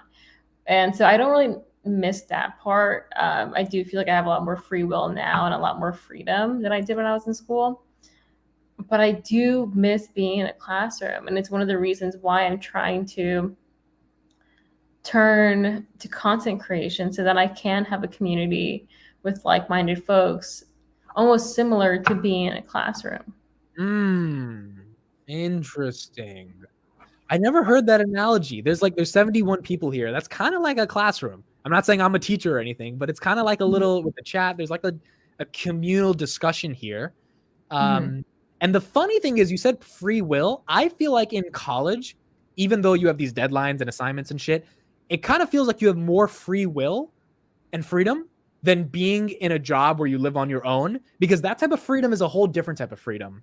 It's like this scary freedom of, oh my God, I'm an adult. Whereas like in college, you're like, I'm in this structured world, but I'm still free to do whatever the fuck I want. Right? No, yeah, there's stability. There's stability. Chris says freedom is overrated. I'll take the hamster wheel. How do you feel about that? We'll finish up the rest of the years. I think we have to do June, July, August, September. How do you feel about what Chris just said? The 9-to-5 hamster wheel versus the freedom that you think you can get through content creation. I'm here. Yeah, your camera turned off. But I don't know. Right? I think that's really dependent on the person and what you're doing, right? Like a 9-to-5 is such a general phrase, but everyone's 9-to-5 looks differently. I just don't think that you're trying to create content to escape it to an extent, right? Yeah. Not financially, but like emotionally, because you got to do the finances for whatever. But like you want a sense of freedom. I think you are looking for a sense of creative freedom through expression, which most people never get because it's because you have to create something, and it's like it's really fucking hard to create shit, right? And so you think that's worthwhile exploring. I guess here's my deeper question. Why do you want to creatively express yourself and gain creative freedoms? I think that's just an inherent part of me. And you feel like if you don't have that outlet of expression, then you're incomplete, basically. No, yeah, and I could definitely draw for myself and write for myself, and I definitely do those things. But one thing that I miss so much about college is bouncing ideas off of other people and having a community. Like that's something that I really long for, community. And I think having an online platform in which you're talking to other people and sharing works with other people with like similar mindsets, you can kind of replicate that sort of community. Yeah. No, I agree. The hard part is just having to build that community, right? That's the most difficult part. Chris says join our. I think I asked you this a while ago. Do you know anything about Palantir, the company? No, but I was listening to you guys talk about it. What, yesterday night? Recently, I don't recall necessarily, but I know that sometimes I tune into your streams and I just listen. Okay, because we need a girl in the Palantir community because we don't have any girls. But also, I'm also very reluctant to talk about stocks. Oh yeah, I forgot. You're literally Sam works in wealth management. She can't even like trade stocks because of that shit. So that's true. Yeah, we need more people in the Palantir community. Okay. June. What happened in June? What happened in June? I moved to my mom's place for that month. Okay. Yeah. That was a pretty big deal, right? Because now you're with your mom. Yeah, it was weird though, because I was back in like my high school bedroom, and I just felt really limited. How's your sister doing? Is she okay? She's doing better. She's 19 now, right? Okay, cool. July. What happened in July? I moved to my current place. Okay. And how was that like moving into your own fucking place? Like how was that? Like how did that feel? I mean, I've done it before, right? I had apartments in New York, except I had roommates because it's New York City. And so this is my first time truly living on my own. Unless you want to, unless you can count the noisy neighbors, but. Bacon says June was my vacation with my high school buddy and family. That's awesome. Do you have a lot of friends from high school still? Not really. I mean, there's like you and like I talk to like Lauren sometimes. Yeah, what is she doing? Is she in a? I have no idea what Lauren's doing right now. She does computer science. She's a coder. I know she does that, but like I don't even know where she is. Is she in Jersey? New York? I have no idea. Oh, she's in Jersey. Yeah. Okay, got you. Yeah. I haven't talked to Carla in a minute, bro. Yo, she hates my guts. Yo, you want to know what was funny about Carla? Okay, so let me do a little segue into a story. I think I told you about this. So I was in my last year. We're talking about college, right? This is March 2020. I think you know what I'm about to say. Before coronavirus happened, right? I haven't. Carla was this girl from high school that I used to be friends with. Haven't talked to her. That was crazy that you're really name dropping on your YouTube like that. Yeah, because fucking Carla's gonna Google me and fucking go to 1 hour 52 minutes and watch this. Bro, I don't even think she adds me on Facebook. Like she's so gone out the world. But basically, I graduated high school in 2016. I have not talked to Carla all 4 years of college. Mind you, we went to the same fucking college. Me and Carla. Okay? We went to the same college. Like we were there. I tried to hit her up sometimes. She just like she went AWOL, right? I come home one night in February 2020 to my apartment. I have a girl with me. Okay. So the girl goes to the room, whatever. I go to my boy's room, my guy who's living there. I walk in. Guess who's on the fucking couch? Carla. Oh, yeah. I told you this. And I'm like, Carla, I was just like, I haven't talked to this girl in 4 years, but we were like decently good friends in high school. And I'm just like, hi. And she's like, hi. And then I put 2 and 2 together. I'm like, oh, you're fucking hit. Like, I was just like, holy That shit. is so funny. And then for the next 3 weeks, all I hear is them doing their thing, like clap, clap, clap all night for 3. It's insane, bro. And it was my roommate, and I was just like, "Why is this happening? Like, the world is so small. Like, I haven't talked to her for 4 years, and then she's fucking my roommate for the next 3 weeks, and then coronavirus happens, and everyone goes home." It was really funny to see that happen. And now I think she's in med school, but no one knows where she is, so. Or no one talks. You know what's weird though? Oh my god, I just remembered. So I have LinkedIn Premium. She visited my LinkedIn recently. Bro, why do people do that? That's so awkward. And I'm like, I see all this, right? Like, Chris says my wife is laying next to me. Shout out to Chris's wife. Yo, hold on. I gotta show this video. Fuck. Do I have it? Chris's wife. Oh, I never uploaded it to Twitter. Chris, the moment your wife said don't call, Chris was like on stream. His wife made an appearance. He was like, "Oh, I'm daddy," and his wife was like, "No, like my dad's not here right now." That was the funniest 20 seconds we ever had on our podcast. I never upload. I screenshot it, but never put it on Twitter. That shit was hilarious, bro. That was fucking hilarious. I loved it. Okay, so that was our little segue. And then, so where are we at? We're in August. What'd you do in August? Work. Oh, you started your job. I started my job end of July, but okay. So what happened on the? What happened in the job? Like, how did you feel starting the job? Well, August is when I first started going in office. I mean, it's fine. I think my biggest issue is that I just hate the drive. I hate the drive there and back. How long is the drive? Without traffic, it's about like 26 minutes, but that's never the case. It's like almost an hour each time. So it's an hour basically. Almost, yeah. Okay. I have no sympathy for people who complain about drives because I drive fucking 60 miles back and forth when I was working my 9 to 5. But the thing is, I'm scared of driving. It terrifies me. Why are you scared of driving? Because I'm a terrible driver, and yeah, I'm just. When did you get your license? 2015. So it's been 7 years. Why the fuck are you bad at driving? Because I lived in New York for the last 4 years. So I spent 4 years without driving, and then I came back, and I was like, "Well, I just gotta start driving again." Have you ever gotten a speeding ticket? In high school, I did like 3 times. Wait, no, I got pulled over 3 times for speeding, but I never got a ticket. Why did he let you go? He just gave you a warning? I was in high school. I remember one time I was like driving. I was going like 40 on a 25 or something. But like I was like hysterically crying while driving to school. Bro, why do you cry all the time when you're driving, bro? Every time you have a story, you're like, yeah, I was driving and I was crying. I'm like, bitch, put on the radio or some shit, bro. Like, listen to some shit. And I was in high school, and the cop was giving me a hard time. I was like, dude, I get straight A's. Like, please let me go. And he's like, yeah, show me your grades. So I pulled up like the system in my phone, and I showed him, and he just let me go because I was a good student.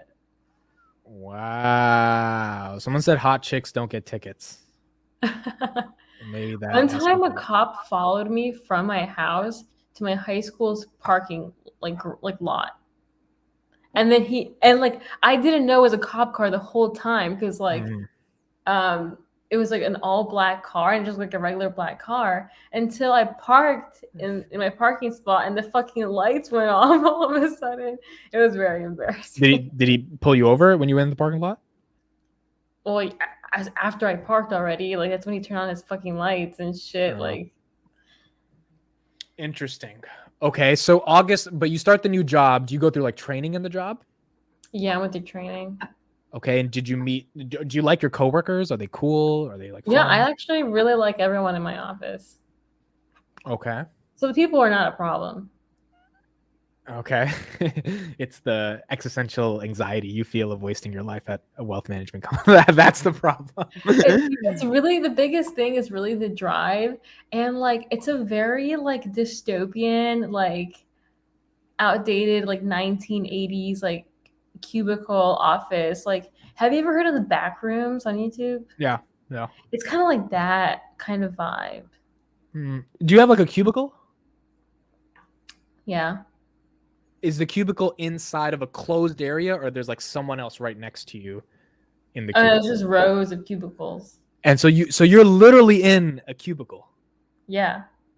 I think there's this movie called what's this movie? It was from like 1990. I saw it on Amazon Prime in April. Yeah. Fuck, it's a good movie about the cubicle. Like, do you guys chat? I think you guys know what this is. See if you're my. It's a funny movie. The thing burns down at the end. That's like the punchline. Someone has definitely seen this movie. Something about The Office, but it's not the show The Office. Office Space, yes. See, I knew it. Office Space. Hold on, I'm gonna put a trailer on it. You should watch this, Sam. You might get a kick out of it. Office Space trailer. This is an interesting movie. Okay, so you're living that actual Office Space life. And you know what I hate too? Like people always bring in very yummy food, but I'm a celiac. So it's like you can't eat that shit. I don't eat anything that anyone brings in. Okay, so let's watch this from 1999. The volume sucked for. Hold on. Hello, Peter. Okay. What's happening? We have sort of a problem here. Yeah, you apparently didn't put one of the new cover sheets on your TPS reports. Oh, yeah. I'm sorry about that. I forgot. Yeah. You see, we're putting the cover sheets on all TPS reports now before they go out. Did you see the memo about this? Yeah. I have the memo right here. I just forgot. But it's not shipping out till tomorrow, so there's no problem. Yeah. If you could just go ahead and make sure you do that from now on, that would be great. And I'll go ahead and make sure you get another copy of that memo. Okay? Yeah, no, I have the memo. I've got it. It's right. Hello, Phil.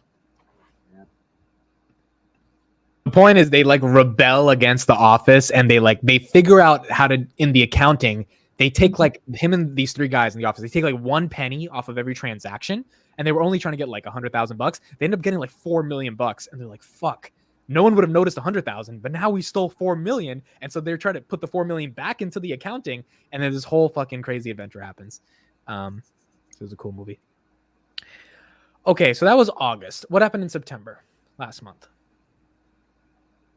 What did happen in September? Oh, I finally started getting out of my depression. Woo!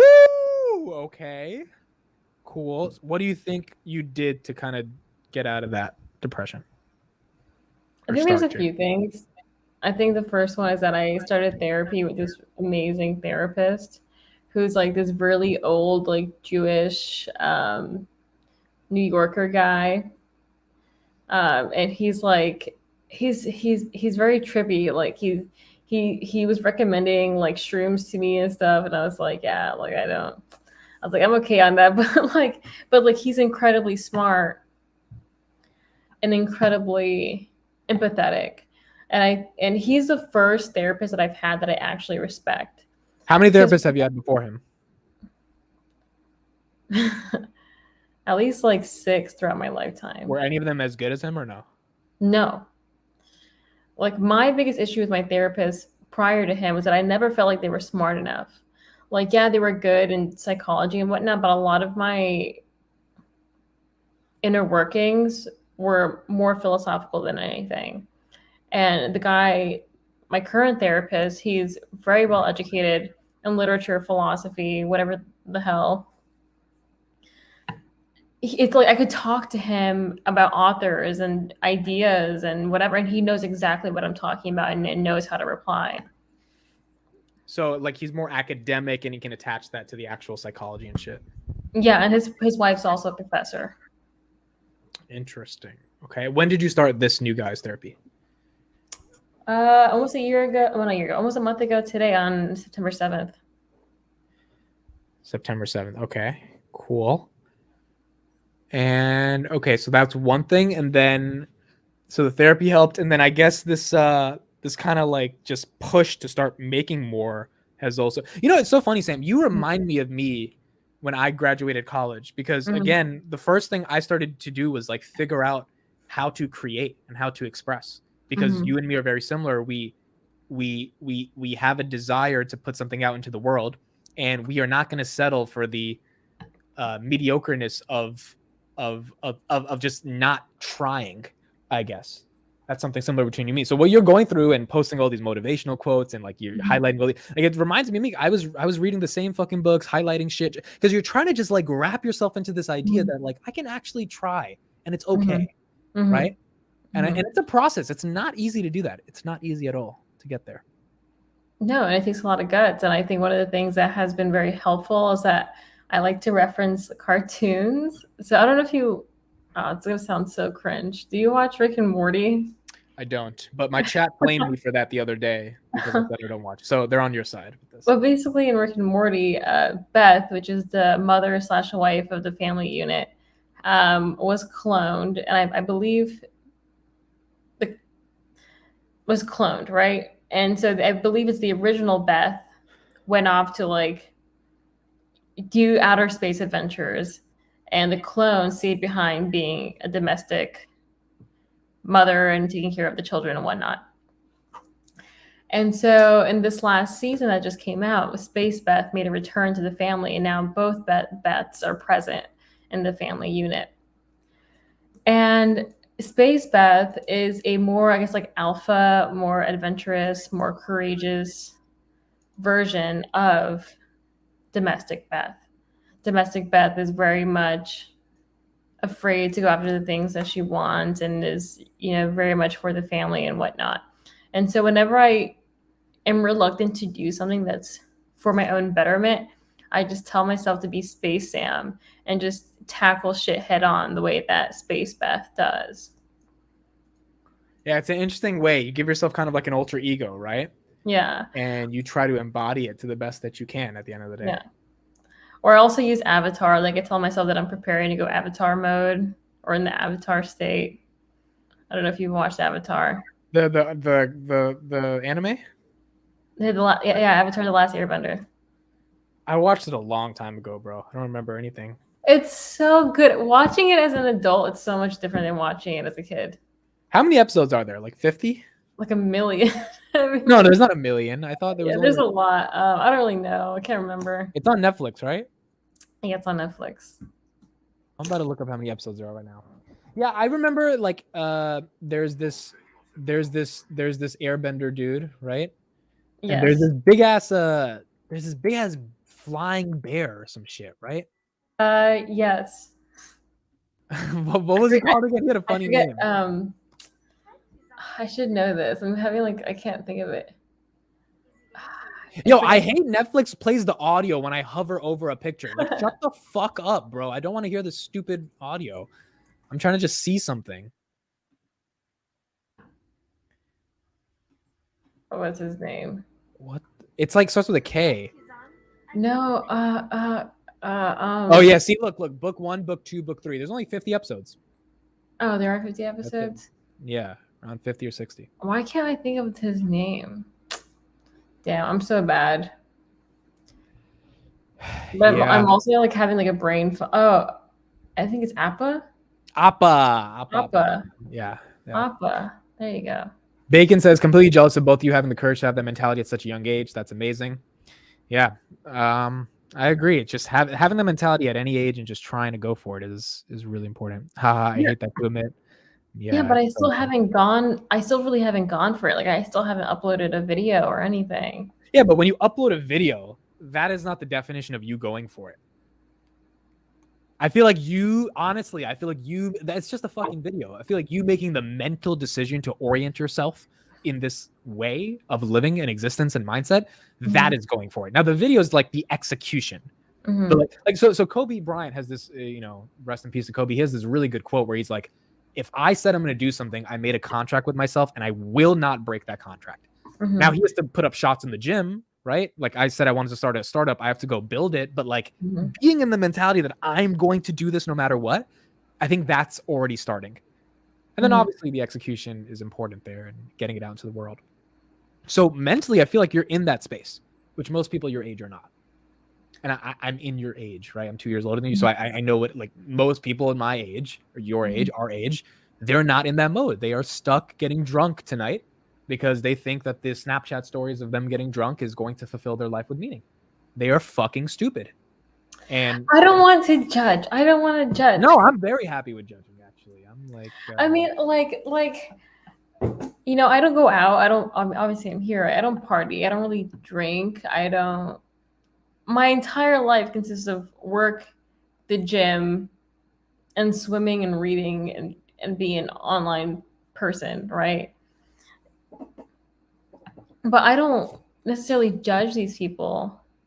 No, so for going you're not out. going to judge. So let me judge them because you're going to be too pussy to judge them. I believe if you are in your mid-20s, early 20s, and you are going out every single weekend and you are Mhm. posting that on Instagram and Snapchat with the trying to access this stupid artificial level of dopamine of showing people that you're Mhm. going out for fucking what 50 people watching your story or whatever the hell it Mhm. is, you are a fucking idiot. Especially if you're in America. This is the greatest economy in the world. This is the greatest democracy in the world, and this is the greatest time to be building something. Now, not everyone has to be an entrepreneur. Not everyone has to be super creative. Not everyone has to do all that.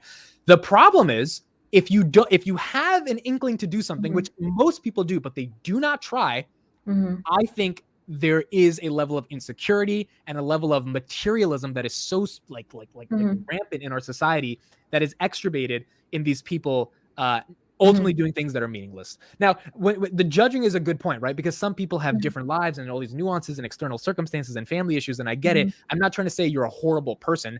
I'm trying to say if you think your happiness comes from a 6-figure salary showing off your Instagram stories of you going to a bar, you're an idiot in my eyes. You have not done anything that is actually meaningful. You have not found purpose. And I know this because I have friends who are in those 6-figure salaries, as I've told you, who are on FaceTime with me saying, I hate my life.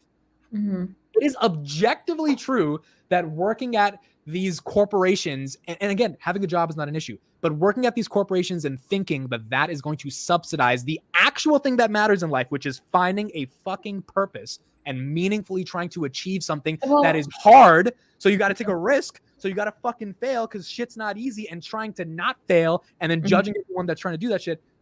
I don't think well, that's I think I have like, I guess like two objections to that. It's like, what do you mean by meaningful, right? At least in New York City, the one thing that I think one of the benefits of like nightlife culture, party culture, is that that's where a lot of networking happens, right? Like I'm not talking about like West Bumblefuck, Wisconsin. I'm talking about Manhattan, where a lot of my friends back in New York, when they go out and party, they're like seeing like huge influencers, celebrities, or whatever, and hopefully getting a foot in the door through that. So I do think that can be beneficial. yeah, but that's different. That's networking. Like that's That's true. putting in the work. I'm talking about the And like people. and that's my biggest motivator. If I were to move back to New York, I would try to go to nightlife for networking purposes. I'm just gonna be straight up because I don't like partying. I don't like drinking. Yeah. Look, But here's my other thing, man. But look, so for example, I'm going out with a friend October 23rd for brunch. I haven't talked to this person in a long time. Really Mhm. excited to meet them. And that's going to be something good. Why am I doing that? I'm not doing that so I could say, oh, I'm going to brunch with my friends, which is what I think a majority of the people I graduated business school with. They go to brunch and they show off that they're a brunch to give the appearance as if they're doing something meaningful in their life. You're fucking lame. Anyone can go to brunch. I'm going to brunch with that person because I haven't talked to them in a couple years and I really want Mhm. to just see them again and enjoy their presence. I think we have a culture where people go out and do shit, party, all this stuff, and try to make it seem through a perception that their life is filled with all this happiness. When in reality, Mhm. if you are not struggling, if you are not going through pain, if you are not taking a risk, if you are not failing, if you are not going through the hardships of existence, if you're not going through the Mhm. fucking pain you're going through right now of trying to figure out how can I be creative but manage a 9 to 5 and crying Mhm. when you're driving home from work because you're trying to figure shit out, that's where all the beauty is in life. And if you're not going through that, to me, there's no real meaning. You know, and I think you're right because I had a conversation with my best friend recently, and I was like, dude, am I weird? Am I perceived as weird because I'm not posting stories of me out dancing or drinking and going to brunch? Like I don't do any of those things, and I literally felt like something was wrong with me and that I was being perceived as a weirdo because I don't do these things. But I think because I felt that way, I think that's telling in and of itself, almost like I feel like I have to, because that's the messaging that social media gives out, right? Yes, exactly. I want to share a clip real quick from this. So I don't know if you're into the chess world, but there's a cheating scandal going on right now of a famous chess player. I heard, yes. You heard of this, right? So here's a billionaire giving his perspective on it. You guys probably know it if you're in my chat. And this was one of the best takes he ever had yesterday. I'm trying to get to the exact spot. Computer can now see so many moves will make in short lines that pay off much later in the future, which is impossible for a human to calculate. Now that they have all this anti-cheating stuff, right? So the anti-cheating technology. I have a general observation, which is these people are complete fucking losers. The people that cheat in any of these games don't understand this basic, simple idea, which is that trying is a huge part of the human experience. The whole point is to be out there in the field of play trying. And it's basically taking the wins and the losses and getting better. That is the path. That's what's fun. Yeah. Once you actually win, it's actually not that much fun because then you have this pressure of maintaining excellence. That's a lot less enjoyable than the path to getting there. And so the fact that these people don't understand that makes them slightly broken, in my opinion. Mm-hmm. And then the other thing is, like, why is it that we have this strain of people now that are just so devoid of any personal responsibility that they'll just so brazenly take advantage of this stuff? It's really ridiculous to me. They don't. So he's talking about the dude that cheated in chess. He's like, it's not about being the best chess player. It's about trying. Like, that's it. It's not about being the biggest YouTuber. It's about trying. And trying is so fucking hard mentally, physically, emotionally, all this stuff. But just being out there in the field, that's where I think the beauty exists. And I think people in their 20s in our generation have been brainwashed by, and I'm not saying this conspiratorially or anything, but I think they've been brainwashed by colleges and universities that if you get the stability of life, then on the weekends when you get to go on picnics and go fucking play laser tag or whatever, that's your purpose. And objectively, that is false. The purpose comes from building something. It doesn't have to be $1 billion business, but it comes in doing something that is unique and that has a lot of risk of failure, because then there's actually upside to you trying, because if you pull it off, it's amazing. It doesn't have to be building the next Amazon, but it could be as simple as, starting a TikTok account. Well, I think it depends what you're trying to build, right? So I think for a very long time, I was very hung up on the idea of building a family, like having children and whatnot. And that was my biggest motivator for getting the 9 to 5 and having the 6 figures so that I can create the family that I was looking to create. But now that's no longer my goal necessarily. Why? Why don't you care about the family anymore? I still care about the family, but that's not your goal. So that's not my goal. Like, my goal is to be a creative and being. What happened? Why don't you care about the family? Why do you care about the creative? Not that I don't care about it. I was more willing to do it a lot earlier. Like, I was ready to have kids now. Like, why? Why the fuck would you want kids right now? I think so. I was very depressed and very suicidal, if I'm trying to be frank. Like, say that kids was like salvation from the bad feelings. Kids gave you a purpose, essentially. They would give me a purpose. That's exactly what I thought. I was like, if I had a child, I would have a purpose to keep on going. Yeah, I think that's it. It's such an interesting point you bring up, because I have a friend right now, not a friend, like a friend of a friend of a friend, who's getting married at 24. And I'm just like, and he wants to be a rapper. And I'm like, my guy, you're not gonna, what are you gonna rap about? I come home at night and I talk to my wife and she's my life and she gets who knows? with a knife. Like you don't know his vision. You don't know. No, what I do know is if you get fucking married at 24, you're not gonna become a rapper. Like there is not gonna be the ambition and drive. Dude, but like, what if he was shitting on you? You think someone can get married and still go be a creative and like become a big rapper? You think that's possible? Because I've never seen it happen in any rapper's trajectory. They all get married after. I think that only happens if you already have money. Like, I think Kylie Jenner had a kid at like 18, but that's different, right? Because she's fucking Kylie. But I'm saying this kid who is in I think he's like an IT specialist that wants to be a fucking rapper, and you're getting married. My God, no, bro. And that's why I think it's such an important point you brought up. Kids was purpose for you, and then you realize, wait a second, Sam has a purpose, not Sam's kids, and you want to fulfill Sam's purpose before you have kids, which to me is the one thing most people don't do. They don't internalize, oh shit, I want to do what I want to do in life before I give my life away to a family, right? I just want to feel like I gave myself a chance first, and I gave myself my all before I could pour my all into another being. I agree. And I think a lot of people get married or they get into relationships at an early age and they go all in and they forget about the part where they have to do something meaningful for them, right? No, yeah.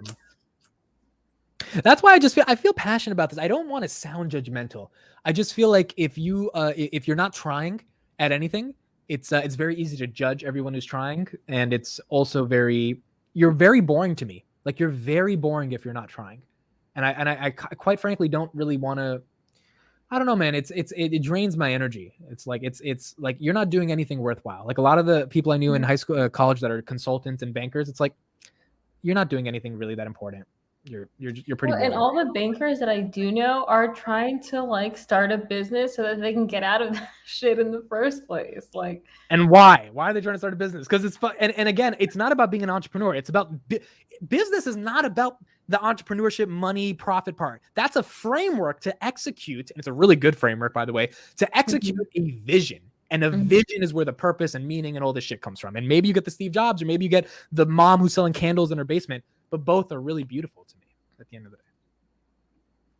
Let's read some of the chat. Human nature, the partner wouldn't accept sitting at home with kiddos whilst the other pursues the rap regime. I agree. That would be tough for them. The reason they're talking about butt plugs and vibrators is because the way the chess guy cheated in the, it was crazy, bro. Like, no, I saw that. Yeah, that's insane. People are so obsessed with this. There's some really good comments in the chat. Okay, read the comments. I'll be right back. Give me 1 minute. Yeah. Oh, okay. You're gonna make me the freaking host now. Okay. So I can't display the comments, obviously, but Swimmer Shark Joel 89 saying, and you could create your own vibrating patterns and like put them on the social app it had for other people to use. What's social app? Oh, I see. So your friend had at work. Okay, I see what you're saying. That's interesting. No, and like in what Stevie Stone is saying, that sometimes it's a stepping stone to the next level. What do you want, a CEO who was a finance baker with 5 years experience or none? That's a good comment made by Stevie Stone. What did you say? Sometimes it's a stepping stone to the next level. Would you want a CEO who was a finance banker with 5 years experience or none? I think that's a good point. Wait, say it again. I didn't hear you. What did you say? Stevie Stone is basically saying like that, like these jobs are more so a stepping stone to something greater. Like, would you want a CEO with 5 years experience of banking or none? True. Yeah, and if that's the type of world you're trying to go through, that's fine. I just think a lot of these motherfuckers are just trying to fulfill a corporate ladder that's not actually meaningful. No pressure, Mitch, just leaving you alone with 100 strangers. There's only like 60 something people on here. We're not that popping tonight. We're not. It's because I didn't put you in the thumbnail. I gotta start putting you in the thumbnail, bro. That motherfucker's gonna click immediately. Like, I think it's because you had me read a book when I first got here. That's true. I was like, read this page. I was like, what? 40 people. Because I was like, how do we analyze this? And I was like, maybe if you read it, and 40 people are like, yeah, we don't give a fuck about her reading it. Yeah. It is what it is. It happens. But also, my community is stocks, and when Chris was here, we had 115 because we were talking about stocks. Mm-hmm. You know?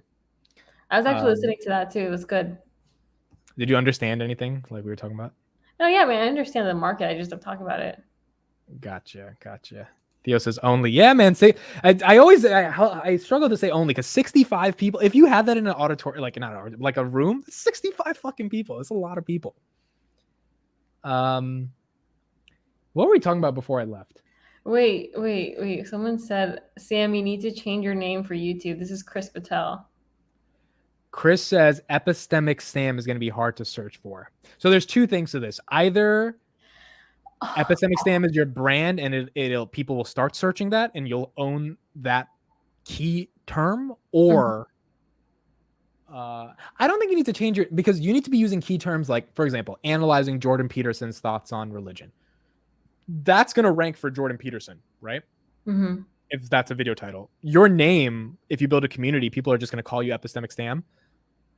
So it'll be now if you change your name to like the Philosophy Girl, maybe you'll rank for the word philosophy, which might make it easier, but you have to see if that's in brand for you. Dreamy Sam, Sam World, Sam. Those are horrible. No, yeah. I mean, this is worse than the DNA. Like, this is Life of Same. I mean, there's also my I think my personal Instagram has a pretty good name, but I don't think I want to be attached to that brand anymore. Like, people in college call me that name. Call you what name? Luminous Sam. I love that name, Loki. It's a good name, but I don't know if I want that to be like I made that name when I was 17. I just don't want that attached to me anymore. It's like I'm stepping into a new like alter ego. Yeah. Artist here says corporate cogs in the wheel doing scut work support the infrastructure needed for entrepreneurs to obtain access to capital. All the roles are important, even when not immediately obvious. I agree. Yeah, and the yeah. thing is, we can stay up here for hours talking about chasing dreams and all this stuff. 99.9% of people will never do it because it's so fucking hard. So most people will just stay in that infrastructure and, you know, provide different vehicles for other people to do things. And again, I want to make clear, it is not bad to have a job and have fun and do all this stuff. I am just so I'm so rooted in the path to trying. And when I see people my age that are doing nothing other than their job and getting drunk, I'm like, bro, you're in America. You're Dude, not I'm just doing my job and being sober. Like, is that any better? but you're trying, Sam. You're Yeah. trying. You're I am. actually trying. Like you can't undercut how important that is. You are in the path to try. Now, will you actually post videos and shit? I don't know. We're gonna see. We're gonna fucking see. But the fact that you're there. I think I want to do it on the shortness of life. I want my first video to be titled "On the Shortness of Life." I think you're thinking too much and just put out a fucking video. It doesn't matter what the fuck it's about. No one's gonna watch it anyway. That's true. Maybe some people from my community will watch it if they're nice, and if they do, maybe your retention will be like 10 or 20% because people are gonna be like, I don't like how her fucking voice sounds, or this girl's stupid. I'm not even like that's gonna be the initial thing, you know. Like, and I know you know that. You got to get ready for that. But here's the thing: can you post videos every week knowing it gets 20 views? Like that's the true sign. No, yeah, that's fine. I mean, I don't care. I just feel you like say that, but when you see all the hard work you put into it and you see it gets 0 results, that's the hard part, right? And so, but that's what I think builds fucking character. And so that's what I'm saying. It could be the shortness of life. It could be, hi, my name is Sam. This is it could be anything. It just has to go up. It just has to go up there to me. Yeah. I would do it tonight, bro. I would do it tonight because fucking all these people here will actually subscribe and watch it. Like literally, if you just put it out there tonight. And it could be about anything. Someone said, Amit and Sam, for your startup, how did you decide to use Google AWS Cloud? I don't know why he said Amit and Sam because Sam, Sam's not in the startup. We use AWS because my CTO recommended AWS would be the easiest, so we use that one. What is it? It's like Amazon Web Services. Web Services. Yeah. Yo, Samantha Speaks actually is kind of fire. I'm not gonna lie. Why should there be another channel? Let me search this up though. I don't think there's another Samantha Speaks, bro. Meet Sam. Yo, Sam, I'm not gonna lie. If you started in the finance space, because there's just no girls in the finance space, I think you would take off. The problem is your job. You can't talk about it. Yeah, I'm contractually, legally obligated. I'm not allowed to talk about the market, like, or whatever. Okay, so Chris puts a good point. Amit, tell her to niche down. I think this is really important. Like, I think your initial videos, you got to just pick some niche that has a key word. Like, so for example, if you start talking about Jordan Peterson, I can guarantee you're going to get views. I've been wanting to analyze Jordan Peterson. But because his I think I did a vidIQ check on his name. He gets like 4 million searches a month, and YouTube tries to show fresh content behind the searches. But the thing with Jordan Peterson is that he's very big in the red pill space, right? You don't have to analyze that part. I know, but I'm saying that like because he's very huge in the red pill community, he gets a lot of flack, right?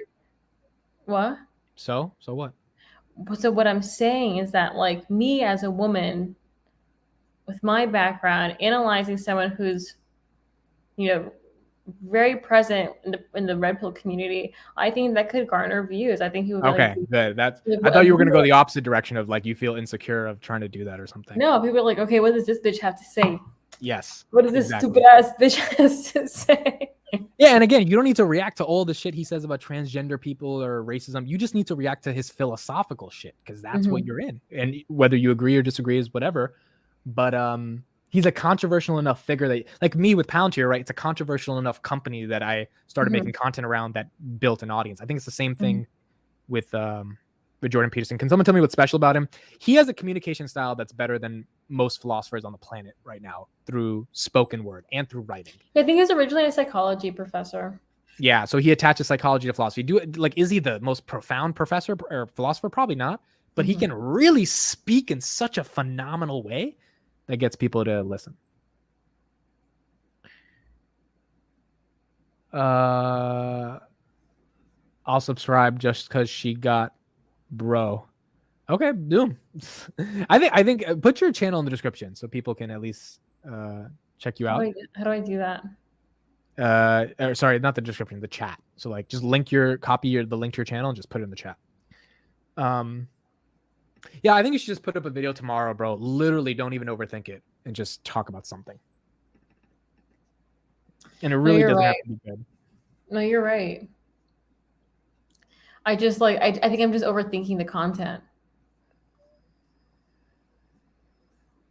Yeah, and again, the content's gonna suck in the beginning, like it always does, and eventually it'll get better. Because I'm people don't know this yet. I'm creating a lot more channels on YouTube to talk about things outside of finance because I want to expand to other niches. And so I'm gonna be in the same boat as you. It's like fucking trying to talk about other things, and it's like starting from zero for me as well. So it's gonna be kind of in the same niche, trying to figure shit out. Jordan Peterson is an advocate for lost men like myself. Matt's not lost. Matt's doing pretty well for himself. Sam, you sound like you could do reaction videos. Oh, you're on mute, Sam. We can't hear you. Fuck. But and the thing is, like, I'm also like a huge like YouTube consumer. Like, I watch a shit ton of YouTube. Yeah. Yeah, no, my name's Samantha. Sam, you need to use the name Speaking with Samantha. That sounds like a fucking 3rd grade elementary teacher's class or some shit. Speaking with Sam Speaks. I like Sam Speaks. Let me see. I think there are other like good ones in the chat too. The content will change with time. No, yeah. Yeah, you reacting to Andrew Tate, that could do well. Like, there's a ton of shit, bro. I just don't want people coming for my life. Yeah, but I think that's the wrong mentality, bro. You want any attention when you're starting. You said what mentality? I said that I think that's the wrong mentality because you need attention. It doesn't matter if it's good or bad. Like, literally, it doesn't matter if it's good or bad. You need people to care about you. Like, trust me, when you have people care about you, I've gotten so many hate comments and I'm like, I'd rather they post a hate comment than not even know I exist. And eventually, you know, the hate is drowned out by the positivity. But yeah, I mean, if people come for your neck, it's whatever. They're not the ones making videos. They're watching you. Like, that's what I realized, bro. Media, like Ben Shapiro, right? This motherfucker does not believe in all the shit he says, but he makes a lot of money. Media, like Ben Shapiro. That's okay. He makes a lot of money, right? And so his goal is like, let me just say shit that gets my attention and makes money, and let me communicate it in my way. Same thing for fucking Bernie Sanders. This motherfucker doesn't believe in all the shit he believes, but like, it gets attention. So like, the goal do. I don't think any public figure 100% believes in 100% of the things they say. Well, what are you becoming when you start a YouTube channel? A public figure? Exactly. So you've got to. Well, that's my point. So you've got to say a lot of shit and see what stuff sticks, and then adjust to it, and in as authentic of a way as you can, without selling your soul as much as you have to sell your soul. But you're going to get some attention that's really bad. Like, if you say Andrew Tate actually makes a good point here, a lot of people are going to shit on you. But you got some attention. And if you actually believe that he makes a good point in that instance, because I know you probably disagree with his overarching philosophy. Like, for example, the video of here's why Andrew Tate is actually correct about this thing from a girl's perspective or something. Like, that's different. That's unique. And that could get you some. That doesn't mean you agree with everything, but. And the thing is, like, and that was my entire like academic career also. Like, it was like debating, like reading different points of views and being like, yeah, like this guy made a really good point here, but, and then rebuttal, but like, and so I know how to argue. I know how to analyze arguments, and I know how to do it in a skilled way. So that's not a bad idea. Yeah. I just need to sit down and write. Do you want to? Bacon says Mick gets hate. He's just able to ignore it. Yeah, I get very little hate, but I don't care too much about it. Like someone the other day, bro, I bought a stock and I put it on Twitter like, oh, I'm buying the stock, and someone was like, you're using your investors' money to buy stocks, and I'm like, motherfucker, like, are you a dumbass? Like, do you have any proof of this? Like, you're like, yeah, he raised all this money for a start. He's using it to, like, no, I have my own fucking. So people, when they say stupid, absurd shit, you just look at that and you're like, what am I supposed to say to this? Like, what am I actually? So you just ignore it at the end. That will happen with you. People can be like, your tattoo is stupid, Sam. It's like, what are you gonna say? It probably is. Yeah, it's like, I got the tattoo. It's like, what do you want me to do? You want me to fucking brush it off? Like, no. It like, probably is stupid. Yeah, and people who leave those comments, it's just so dumb. Someone said, Sam, very important question. Be honest. Should I get a new haircut? I think yes. First of all, where's this comment? Where's this comment? I'm actually getting a haircut tomorrow. You don't like this haircut? It's like an emo mushroom cut. Why'd you grow it out so long? Bro, it's not growing out so long. It's just, it is what it is. First of all, my hair doesn't have any gel or anything, but I like the fade cut on both sides. I love that for my hair. But you can still have it like shorter on top in the middle. Yeah, I could, but I wear a hat most of the day anyway, bro. So I just need to get my beard done every week. That's the part that annoys me, because when it gets too big, it gets too big. What was this one comment I was gonna... fuck, what was the comment?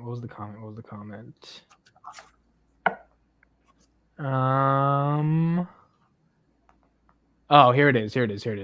Oh, someone says 20 minutes behind, but are you still preaching? This one. Can you elaborate on your thoughts on public figures having sociopathic tendencies? Yeah, to me, I don't know if you said that or I said that, but my thesis is if you're a public figure, you have to keep people's attention constantly, and that means you have to, be exaggerated or talk in hyperbole. Are you familiar with Sneeko? Yes, that guy's crazy, bro. Dude, but the thing is, like, so he started making content, I think when he's like 13 or 14 or something. And his content was great. Like, I watched his like videos from back when he was a teenager, and he was very level-headed, very smart, very well-spoken, phenomenal. But when he started going apeshit, obviously for clout, that's when his channel really took off. I actually was in one of his videos. Really? Like he interviewed you or some shit? Yeah, he interviewed me at a park near my old place in New York. Wait, can you send us the video? Can we watch it? His channels got taken down. Wait, YouTube took him down? Both of his channels, yeah. Why? Because COVID denial. Bro. Yeah. COVID definitely happened, YouTube, if you're listening to this. It was real. Like, don't fucking take my channel. Someone said I drank a Jack Daniels. I lied. This is iced tea, guys. This was never Jack Daniels. Joel, how'd you believe me? I was kidding about that. That's wild, bro. Okay, Chris said to play this. So we're gonna watch this right now. It might demonetize the stream, but hopefully it's not. Chris is the one that was on the podcast with you, right? Or yeah, Chris is my guy. He's my guy. I very much enjoyed you guys talking. Okay, dope. You got to get your motherfucking hustle. Understand niggas is going to hate you regardless. Get that out of your head, that fantasy world where niggas ain't hating on you. You got to be grateful. You need haters. What the fuck is you complaining about? What the fuck do you think a hater's job is? To fucking hate. So let them motherfuckers do their goddamn job. What the fuck is you complaining about? Ladies, if you got 14 women hating on you, you need to figure out how the fuck to get the 16 before the summer get here. The fuck is you mad about? Fellas, if you got 20 haters, you need 40 of them motherfuckers. What is you complaining about? If there's any haters in here right now that don't have nobody to hate on, feel free to hate on me. Sit back there and say my hair ain't luxurious when you know it is, bitch.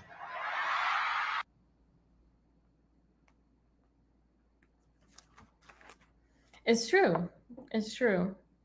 It's so true, bro. Like, but it's so easy to see that, but it's so hard to actually embody that mentality. But the thing is, like, I feel like I used to be like that. I feel like there was definitely long periods of my life in which I received a lot of hate for merely being outspoken and just being myself. But it worked for me, right? Like, I had like a fairly large online presence at some point, and things were working out really well for me. But this was like years ago. And then at some point, I was like, okay, like, I can no longer handle this, not because of the hate itself, but because I guess like my priorities were shifting and I wanted to move to finance, and I didn't think having a public persona was necessarily appropriate for that. So I took a step back. But I'm really trying to get back into that mentality. I don't know if you remember, like a year or two ago, I used to always be on Instagram like, all these bitches are always hating on me, but like, fuck you guys. Like, just because you guys are miserable doesn't mean like, yeah. I used to always be going off, but Yeah, I think it's the getting older. Fucking, it tears people down, man. Like even my sister's struggling with this. She got a new job. She's not a teacher anymore. She's a supervisor, so she manages teachers, and she's dealing with a lot of stress every day. A lot of it is what people think of her as a supervisor, right? Some of the teachers she's managing are way older than her, and so she has to deal with the fact that like she's super young, but she got to this position, and she has to manage people that are older than her that probably don't respect her, and it's like such a balance of dealing with people's opinions and emotions, and it's a different struggle every time. can we look at Stevie Stone's comment? This one? Yeah. $1 billion business. Can you look that up? Harvard girl, $1 billion egg carton. I never heard about this. Chris said, just remember, in order for someone to hate you, it means you're actually in their head. You're the one who has the power. If they don't hate you, that means you're right. Yeah, and Chris knows this really well because he's been getting a ton of hate because he actually sold out of his Palantir because he lost like kind of faith in the company. And a lot of the community kind of gave him a lot of shit for it.